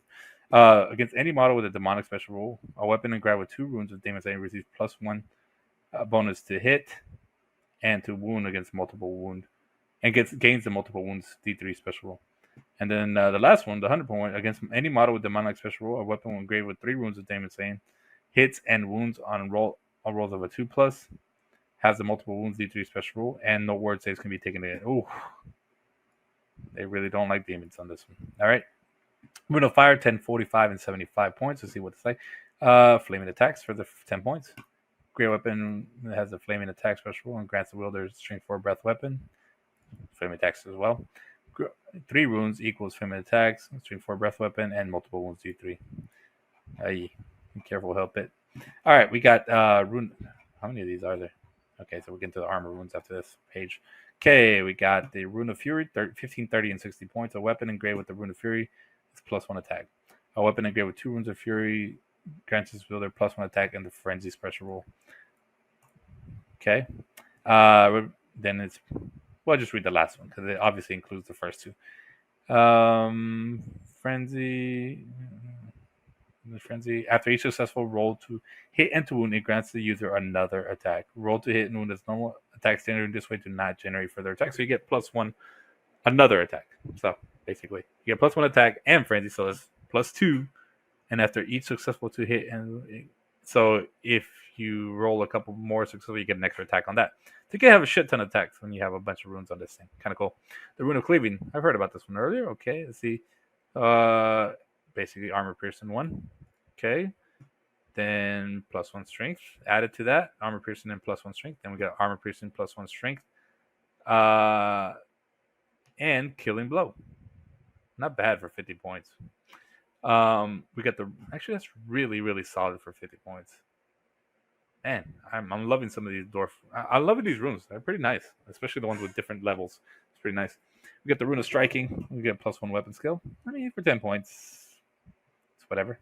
Weapon with 2 runes of striking get the weapon skill thingy, and they reroll rolls to hit, so they get basically hatred in every round. Reroll to hit in every round. And then the third one for 50 points is going to be... Oh, they get weapon skill 10. Reroll it. Oh, you get, instead of +1 weapon skill, you get weapon skill 10, and then reroll rolls to hit in close combat. Pretty solid. Pretty solid. I don't know if it's worth 50 points, but actually it probably is. I mean, I think there's other items here that I would rather take. I'd rather take the Rune of Cleaving, I think. I mean, that's going to be a pretty killer character. The Rune of Might. 30 and 40 points. A weapon engraved with the Rune of Might doubles the wielder's strength against foes of toughness 5 or higher. So this is what you want to use against like dwarves or demons or something with high toughness, of course, or maybe ogres. And yeah, it doubles your strength. So we can be on strength 8 and wounded on 2. So that's pretty scary. A weapon engraved with 2 runes of might maintains the previous effect and gains multiple D3. Yeah. Look out ogres. Look out dragons against guys that are toughness 5 or higher. A third rune does nothing. So okay, I think we can see that. Rune of Dismay, 15 and 25 points. You get fear. Not much, right? 25 points. So it gets terror, and that's it. I mean, against low leadership stuff, that'll help, but it's pretty cheap. So 25 points, but I don't see myself taking that. Rune of Parrying, cause enemy attacks model attempting to attack the wielder in close combat suffer -1 to penalty to hit. Multiples of this rune do nothing. Okay, so honestly, this is almost the same. I mean, it's like that glittering scales, isn't it? Or something like that. Maybe I'm wrong. I think glittering scales gives you weapon skill 10. Man, anyways. Okay, so it's pretty cheap though. It's only 25 points. We got the Grudge Runes, 20 points. For each Grudge Rune in the army, nominate 1 enemy character or monster at the beginning of the game. The wielder of a weapon engraved with the Grudge Rune gets +1 to hit and can reroll fell rolls to wound in close combat when attacking nominated model. Multiples of this rune have no further effect. So this is kind of like the Witch Hunter for the Empire. Kind of. We got the Rune of Speed, which is 5 points. Grants the wielder let's try that again. It grants the wielder +1 initiative. Each rune adds another initiative. So I guess you could put a couple of them on there. I don't see that being that great. We got armor runes now. Okay, we got the Master Rune of Adamant. A model wearing this thing has toughness 10. Cannot be combined with any other armored runes. That is brutal. That is really, really good. I mean, it's really good. I'm thinking nothing's going to be able to modify it. You know, you get hit by a cannonball, it's still going to be, well, that's about the only thing, right? It's tough, strength 10. And I don't even know if cannonballs are strength 10 anymore. Are they strength 6 now? I could be wrong. I think they are. Could be wrong about that. So, still, pretty cool. If you're going to go against something with high strength, yeah, you might want to take that. But that's pretty expensive. I guess you could still put a 5+ word on them too. Master Rune of Steel, 30 points. Enemies must reroll successful rolls to wound for anybody wearing this armor. Okay, pretty good. Gotta have good armor save to begin with. We have the Master Rune of Gromril, 20 points. Armor engraved with the Master Rune of Gromril grants us where 1+ armor save that cannot be improved by any way. Pretty solid for 20 points. It's always good. I think the one in the book is 45 points, so it's really good. Okay, we got Runes of Fortitude, 30, 60, and 70 points. First one gives you +1 toughness. Second one gives you a 5+ ward and +1 toughness. Love it so far. Well, don't love 60 points. You know what? It's +1 toughness. The hell am I talking about? Yeah, I do like it. And then the last one gives you immunity to multiple wounds. Pretty solid. Pretty solid for 70 points. That's pretty solid. I mean, you could throw a great weapon on this guy, and it's going to be hard to kill. Of course, you still probably want it. I mean, you get a 5+ ward, 5+1 toughness, 5+ ward, and immunity to multiple wounds. So, like, a cannonball can't kill you right away. They have to hit you 3 times if you're a lord. You know, that's that's really good. I'm really liking this one. We got the Rune of Iron, 20, 45, 65 points. +1 wound. Okay. 2 runes equals +1, +1 toughness. I like it too for 45 points as a steal. Then we got the 3 of them, +1, +1 toughness, and 5+ regen. Jeez, both of these are good. I don't know which one I like better. What about you guys? Now, you know what? I'll take the one on top first. +1 toughness, +1, 5+ ward save, and immune to multiple wounds because there's so much stuff that can do multiple wounds and take you out. Yeah, still really solid though. It's like a downgraded version of the Rune of Fortitude. All right, we got the Rune of Reservation, 25 points. Armor engraved with the Rune of Preservation grants the wearer immunity to killing blow / heroic killing blow. Multiples do nothing. Rune of Resistance, 25 points. This rune allows the character to reroll failed armor saves.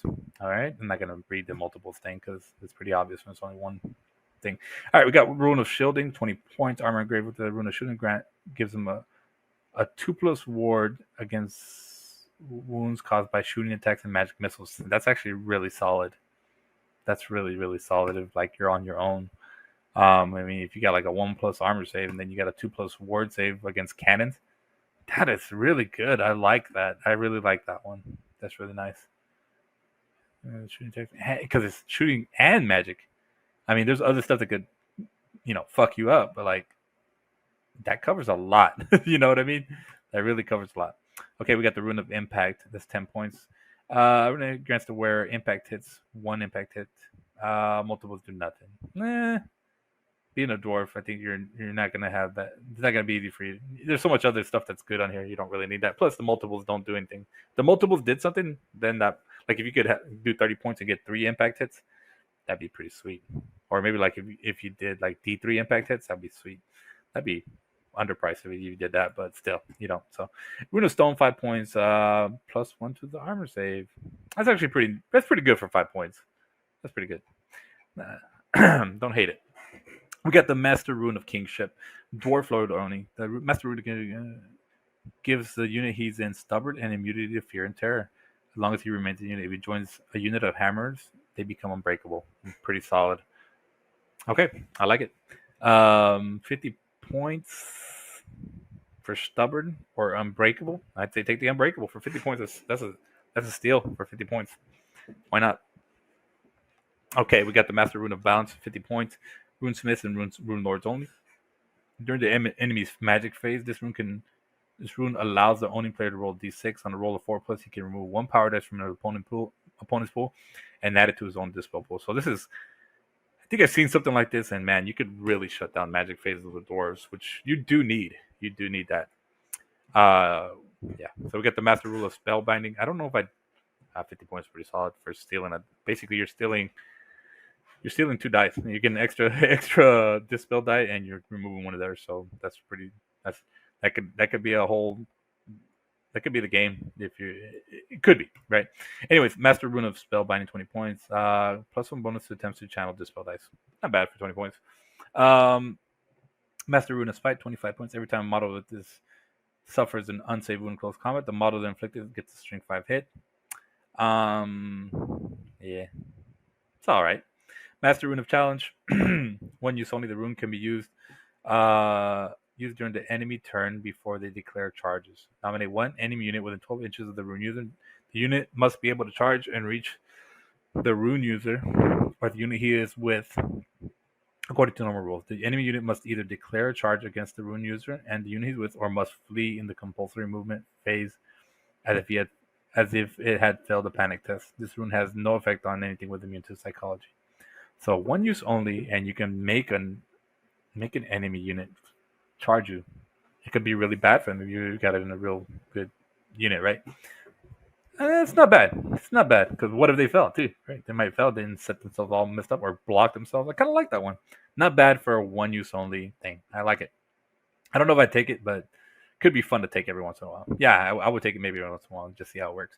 Master Rune of Passage. We have a model that with the Master Rune enjoys automatically pass dangerous terrain tests. I mean, it just depends what kind of field you're on. Rune of Spell Breaking, 24 and 45 points. All right, we get to the upgraded ones now. I like this. I really like this whole, stacking runes thing up. Okay, so first one is one use only. Don't like that so much. But the last one was okay. When a spell has been cast, RuneSmith or Rune Lord can use this rune to dispel it automatically. So basically, it's a dispel scroll without the need to roll dispel dice. The rune cannot be used. This rune cannot be used to dispel remains in place spells other than the moment they are cast. So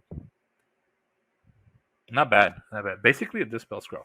A second rune maintains the previous effect. So you'll get to one dispel scroll and you roll a d6 and a 4 plus the enemy spell. The enemy spell lost to the wizard casting it and it cannot be cast by him for the rest of the game. A third rune does nothing. Not bad at all. So dispel scroll and it's a 50-50 on whether they'll forget the spell. But there was maybe let's see, we're on the what page are we on here? We're on page 205, but don't they have the rune of spell breaking or some crap like that from earlier? I'm trying to see where it is, guys. Sorry. Master Rune of Might, Black Hammer. So many runes. I'm not sure, guys. I'm not sure, to be honest. I'm trying to find it. Is it the Rune of Breaking? Oh, it says Breaking Magic Weapons. Man, that's just a solid one. Sheesh. I'm not really sure, guys. Sorry. I tried. I was just looking to see if I could find it. No dice. All right, so we're moving on. Okay. What were we on? Okay, we were on this one where they 4 plus, they lose it. I don't know. That could be fun to take. Yeah, think about this. Okay, so think about it. Let's say you go against Skaven, and then you're able to dispel scroll. It's not like you're able to dispel scroll the 13th, and then you have a 50-50 chance of them losing it for the rest of the game. It's pretty solid. Depends who you go against. Of course, all armies have some kind of killing spell, but you know what, the 13th isn't as bad as it used to be. They really nerfed a lot of the Skaven stuff, which I'm so sad about. All right, we got the Rune of Warning. It's got 3 levels here. We got 15, 30, and 45 points. So go up by 15 each time. So we got 6, pretty simple, 6 plus, 5 plus, 4 plus ward save. Okay, so an extra ward save if you need it, because you got the rule book already, but then you have extra ward save. So not bad. Rune of Fate, 15 points, 1 use only. Model has a 2 plus ward save against the first wound suffered. Multiples of this rune have no effect, so this is extremely solid. I mean, for 15 points, you get a 2 plus ward save? Come on. Solid. All right, the Rune of Brotherhood, 5 points. May not be used by a character with an O Stone or Shield Bearers. A character with this rune may either be deployed with a unit of Rangers utilizing the Scout rule, or join a unit of Miners in the Ambusher special rule. Multiples of this rune have no effect. So, okay, situational. Rune of the Furnace, 5 points.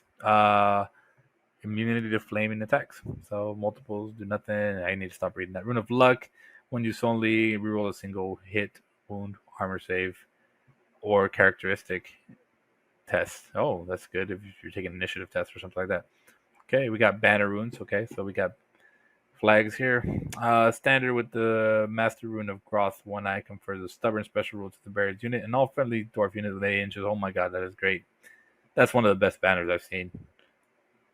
Of course, they are dwarves. So, still, really solid. You keep that guy in the back and you keep an 8-inch bubble, and everybody's going to be stubborn. That's going to be tough. That's going to be a tough game. Master Rune of Stromney Redbeard. Confers +1 bonus to the bearer's unit combat res, and the combat res score of all dwarves within 8 inches. Okay. Keep them in the back too, so they don't get killed. I still think the stubborn one's better. Master Rune of Grungi. I don't even know how to say that. 60 points. Battle Standard Bearer only. So is there other units that can take more than 50 points? Because, I mean, I don't see how you'd be able to take that much. Maybe there is. We'll see.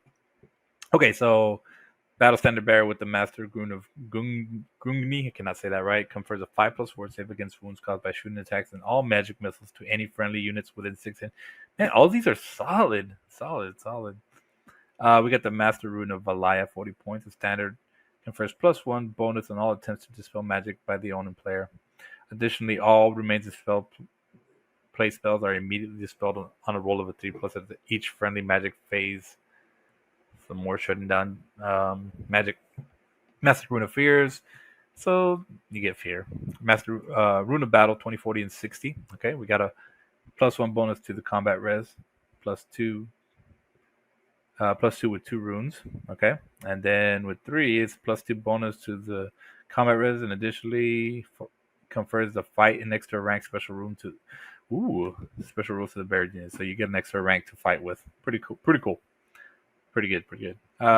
Rune of Slowness, fit 25, 40, and 60 points. Any foes charging unit, including standard bearing the Rune of Stubbornness, Slowness, subtract D3 from their charge distance. Roll after their charge distance have been determined. If the enemy fails to make the contact, all the rules for a failed charges apply. A second Rune of Slowness is 2D3 and must choose the highest dice when subtracted from its charge distance. Pretty awesome. Okay, a third rune, same as the previous effect, and should a foe contact the bearing unit, they all have the always strikes the last special rule. Wow, that is solid. Much more we got here. We got quite a bit to go through here, guys. There's runes galore. Rune of Sanctuary, 15, 30, 45 points. We get magic resistance 1, 2, and 3. Okay. Rune of Stoicism, 40 points. Stubborn special rule to the bearer's unit. Always solid. Rune of Guarding. Although I would just take that one thing where it makes your, I forgot what it was, but it makes your unit unbreakable for like 60 points. Come on, dude. And you don't have to put it on the standard guy. Battle standard or whatever. Oh, actually, you can put it on the unit as long as they can take up to 50 points of the magic banner, and then you don't have to worry about them getting destroyed unless your unit's destroyed. So, this one's really good, actually. Rune of Guarding, 30 points. Army standard bearer only. The bearer of a standard with the Rune of Guarding has a 5+ ward save. Multiples has a 5+ ward save. So does that mean that only the standard bearer get it, or would the whole unit? It doesn't say the unit would get it, so it's only army standard bearer only. Okay, weird. I'm not so sure about that one. If that's the case, we got the Rune of Courage. Okay, immunity to psychology. Okay, and make sure I don't. Okay, good. Rune of Determination, 20 points, 1 use only. Unit may take a break test on a single d6 rather than 2d6. Multiple of the rune have no effect. Not bad. Rune of Cadron, 20 points. That's only 1 use, but I can't see myself taking that one. Standard bearing the Rune of Cadron allow all models in the unit to reroll 2 hit rolls of 1 with close combat and missile attacks. Multiples of this rune have no effect. That's pretty good because it's not 1 use only. I like this one. That's really good, actually. Strola's Rune, 15 points. They get a Vanguard 6 inches deployment special rule in the bearer's unit. Not bad at all, considering how slow these guys are. Ancestral Rune, 10 points, 1 use only. If the unit carrying this banner has to take a break test, the rune is expended. Roll a d6 on a roll of 4+. On a roll of a 4+, the unit test as if it were stubborn. Multiples of the rune have no effect, so you get one stubborn test instead of being stubborn. Okay, we got engineering rules next. We got the Master Rune of Immolation, 30 points, one use only. Cause a war machine engraved with to explode at the end of any round of combat before determining the combat results. Okay, both the war machine and all its remaining crew are instantly removed from play, and each enemy in combat with the war machine suffer 2d6 magical strength 4 hits with flaming attack special rule allocated for shooting. Any surviving enemy units who charge that turn may make an overrun as normal. This rune will also be triggered automatically when the war machine loses its last wound in close combat. So basically, it's just a detonator for when your war machine blows up. That's all it is. Master Rune of Defense, 25 points. It's a 3+ ward save against all missile attacks for a war machine. Pretty solid. Man, imagine putting that shit on wait, could you put that? I don't think you could put that on an anvil dome. It already has a word save. Okay, so Master Rune of Disguise, 20 points. Counts as being hardcover. Pretty nice. Master Rune of Skewing, 15 points. Bolt throwers only. One use only. Hits on a 2+ with no modifiers. You must choose to use this rune before rolling a hit. That's pretty solid. That's really solid for 15 points. Rune of Penetrating, 50 points. War Machine engraved with this increases the strength of a shot by 1 to a maximum of 10. Increases the strength of a shot by 1 to a maximum. So, okay. All right, cool. A War Machine engraved with 2 of these suckers increases the strength by 1 to a maximum of 10 and also allows a reroll of a single failed roll to wound during the course of the battle. Note that in case of Grudge Sword, this bonus increases the strength of both the strength values. Increases the strength of both the strength value in its profile, so it increases the strength of the crew too? Am I right there? Not sure about that one. Maybe y'all can let me know. All right, we got the Rune of Forgings, 25 points. Cannon only. A war machine engraved with this can reroll an artillery die whenever a misfire result is rolled. So basically, you could have one misfire be rerolled, not having to take an engineer. However, you must accept the second roll. Multiples do nothing. Okay, I need to stop reading. Rune of Accuracy, 20 points. A war machine engraved with the Rune of Accuracy have +1 bonus to hit. If it does not use a ballistic skill, it can instead reroll a scatter die. Okay. May not be using on the organ gun. All right, Stalwart Rune, 10 and 20 points. +1 bonus to the crew's combat result score. Okay. So the second thing is that, plus you get Stubborn. Not bad, but I don't know if you're going to take that for 20 points. So many other good things. I'd rather blow the suckers up for 30 points or whatever it is. Flaxen's Rune of Seeking, 15 points, bolt throwers only. +1 to hit against units with the fly special rule. Multiples of the rune have no effect. Pretty situational. Okay, Rune of Fortune, 10 points. If a machine reroll the result of the machine's on the machine's misfire chart. Multiples of the rune have no effect. So basically another reroll instead of taking that one's for the cannon only. Another reroll. Not bad. Okay, sorry, I totally just yawned. Okay, we have the War Machine, 5 points. War Machine's getting Stubborn. I mean, not bad if you have a tough crew. But it depends. Rune of Burning, 5 points. All shooting attacks from the War Machine engraved with the Rune of Burning have flaming attacks. So you want to take that if you're going against regen. Okay, I think we finally got to the points. All right, took a little while. So much crap in here. Okay, so we got Warriors, first of all. 7 points per model. Okay, they got all this stuff. They may take, so they got light armor. You can give them shields, so that's a 5+ save. And you can give them medium armor. You can get a 4+ save. Plus great weapons. I mean, the strength 5, toughness 4 with great weapons. Initiative 2. I mean, pretty cheap models. If you take great weapons, right? I mean, why wouldn't you, right? I don't know. Okay, we got Lords. We got good old Thorgrim, the main head honcho. He is 500 points. Rightfully so. He's got a lot of crap. We got Thoric Ironbrow, the War Machine special character, 330 points, and the Anvil Doom. Probably worth it. Anvil Doom solid. It's unbreakable. It's got a lot of crap. Beliga Iron Hammer, 295 points. Yeah. The one that stood out to me that I liked, and I don't know if he's worth it, is the White Dwarf guy. Cazador Thunderhorn 280 points. I'm not gonna pretend to remember what all these guys do. Um, Ungrim Iron Fist is 325 points. So many lords. Ulrich Ranulfson 325 points. Bernock Grundrak 215 points. Crag the Grim 355 points. Cadron Redmond 175 points. Grombrindrel 450 points. All right, so we're going to show off the Lord here. 40 points for a Lord.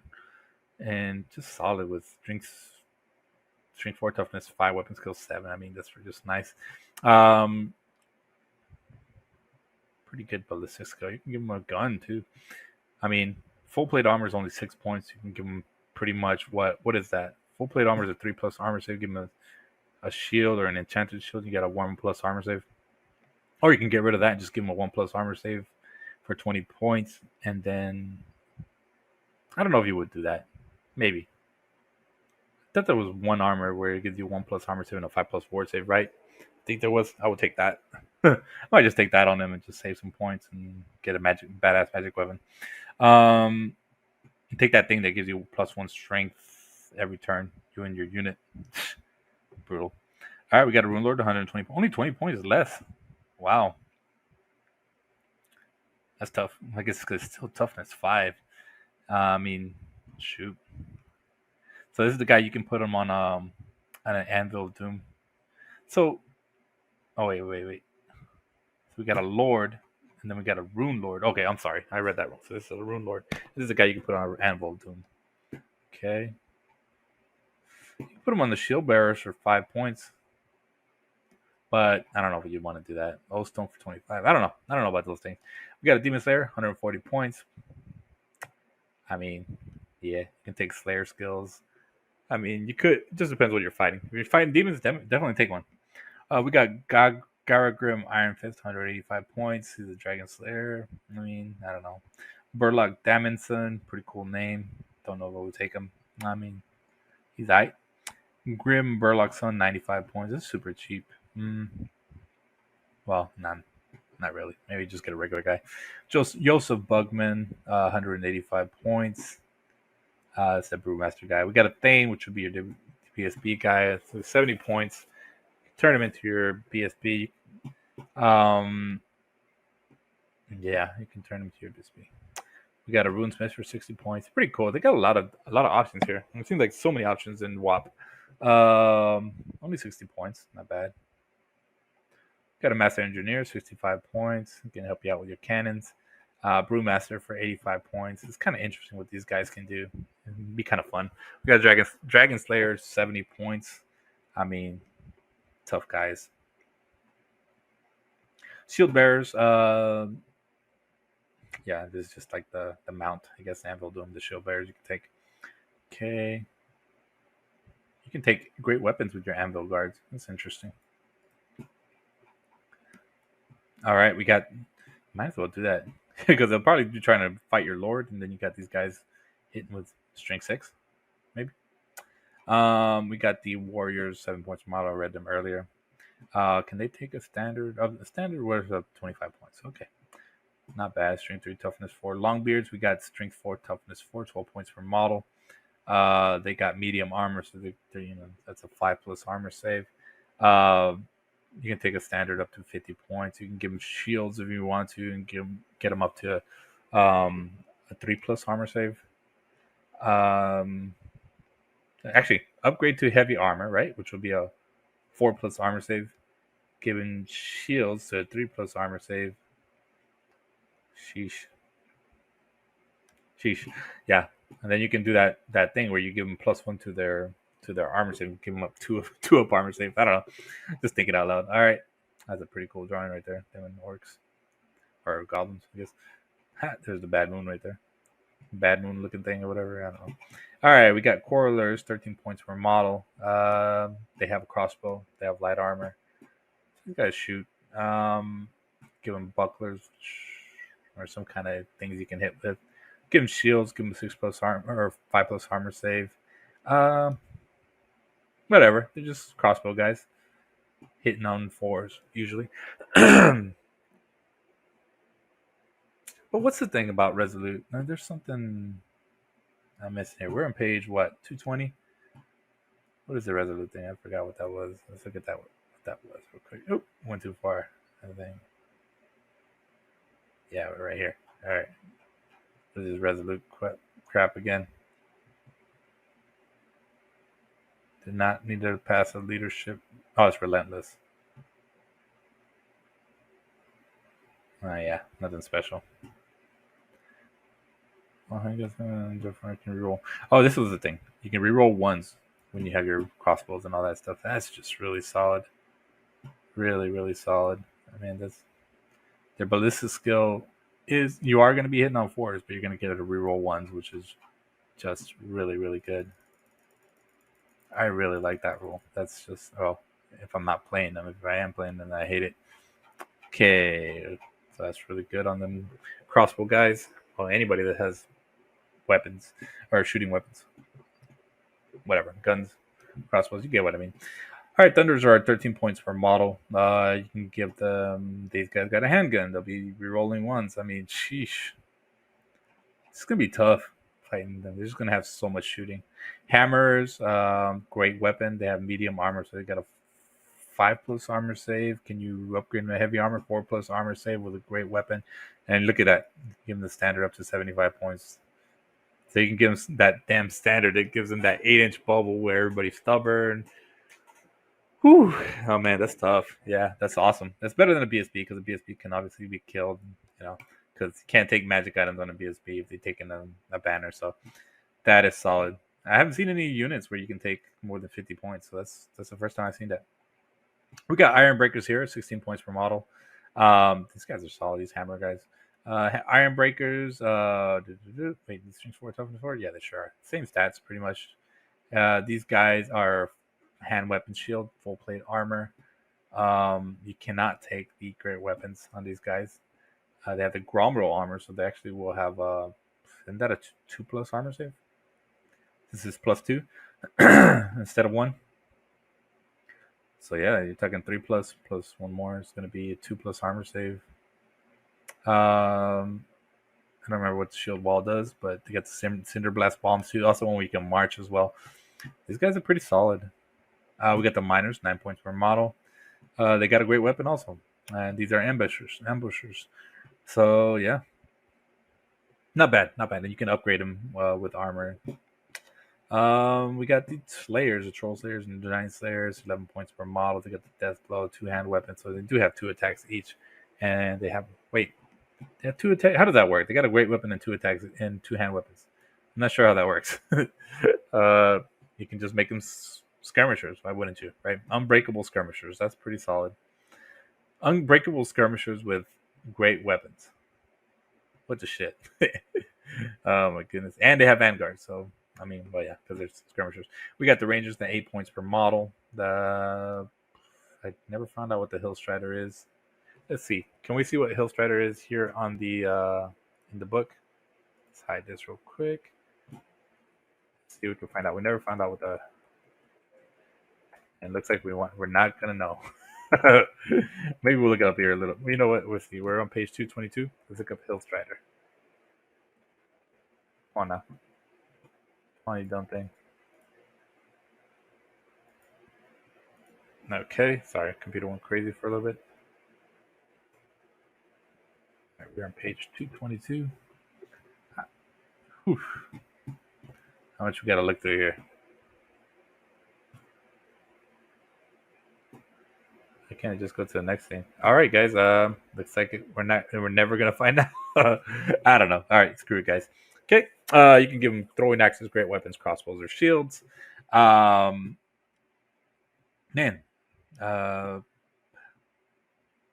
Yeah. I mean, I would give them crossbows.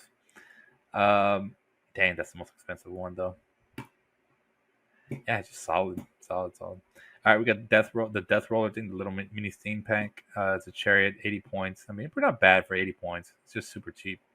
We got special units. We got the cannon, 100 points, as it should be.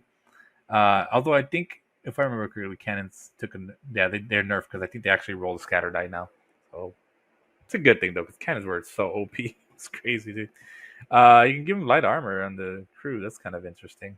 You can give them engineering rooms up to 50 points. That's pretty solid too. You can give them that way you don't have to have an engineer for 65 points or whatever. We have the Grudge Store here. All right, it's 80 points.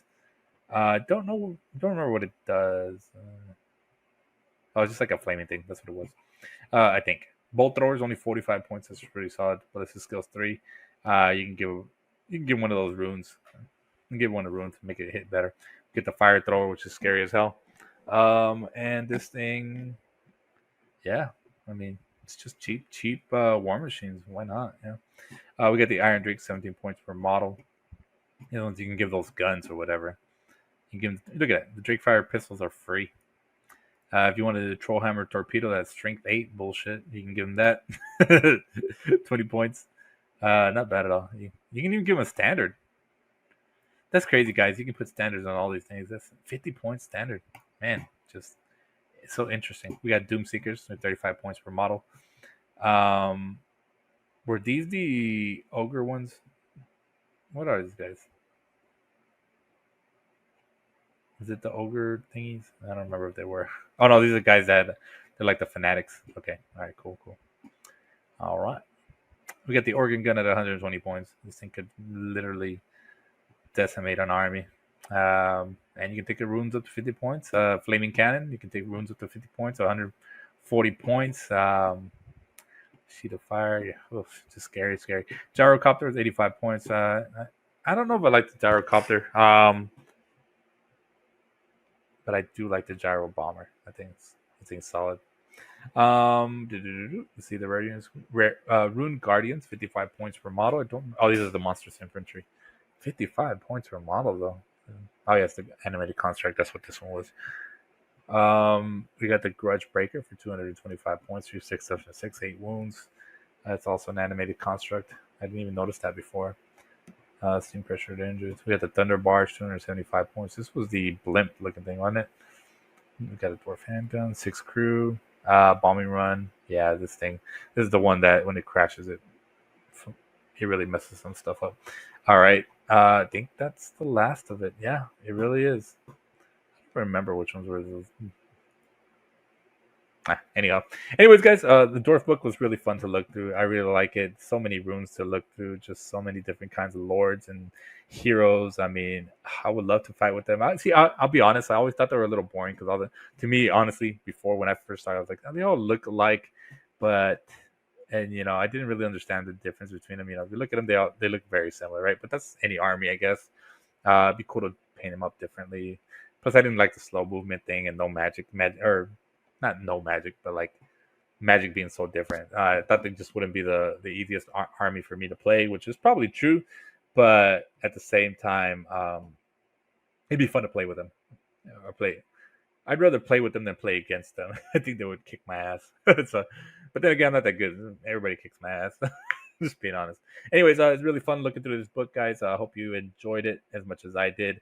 And if you like what I'm doing here, you're picking up what I'm throwing down. I appreciate anybody that likes, subscribes, shares, or comments below with their thoughts on the dwarves or good or bad or whatever. And yeah, I really appreciate it. Thank you so much. Hope you have a wonderful day, evening, afternoon, whatever it is, wherever you are. Cheers.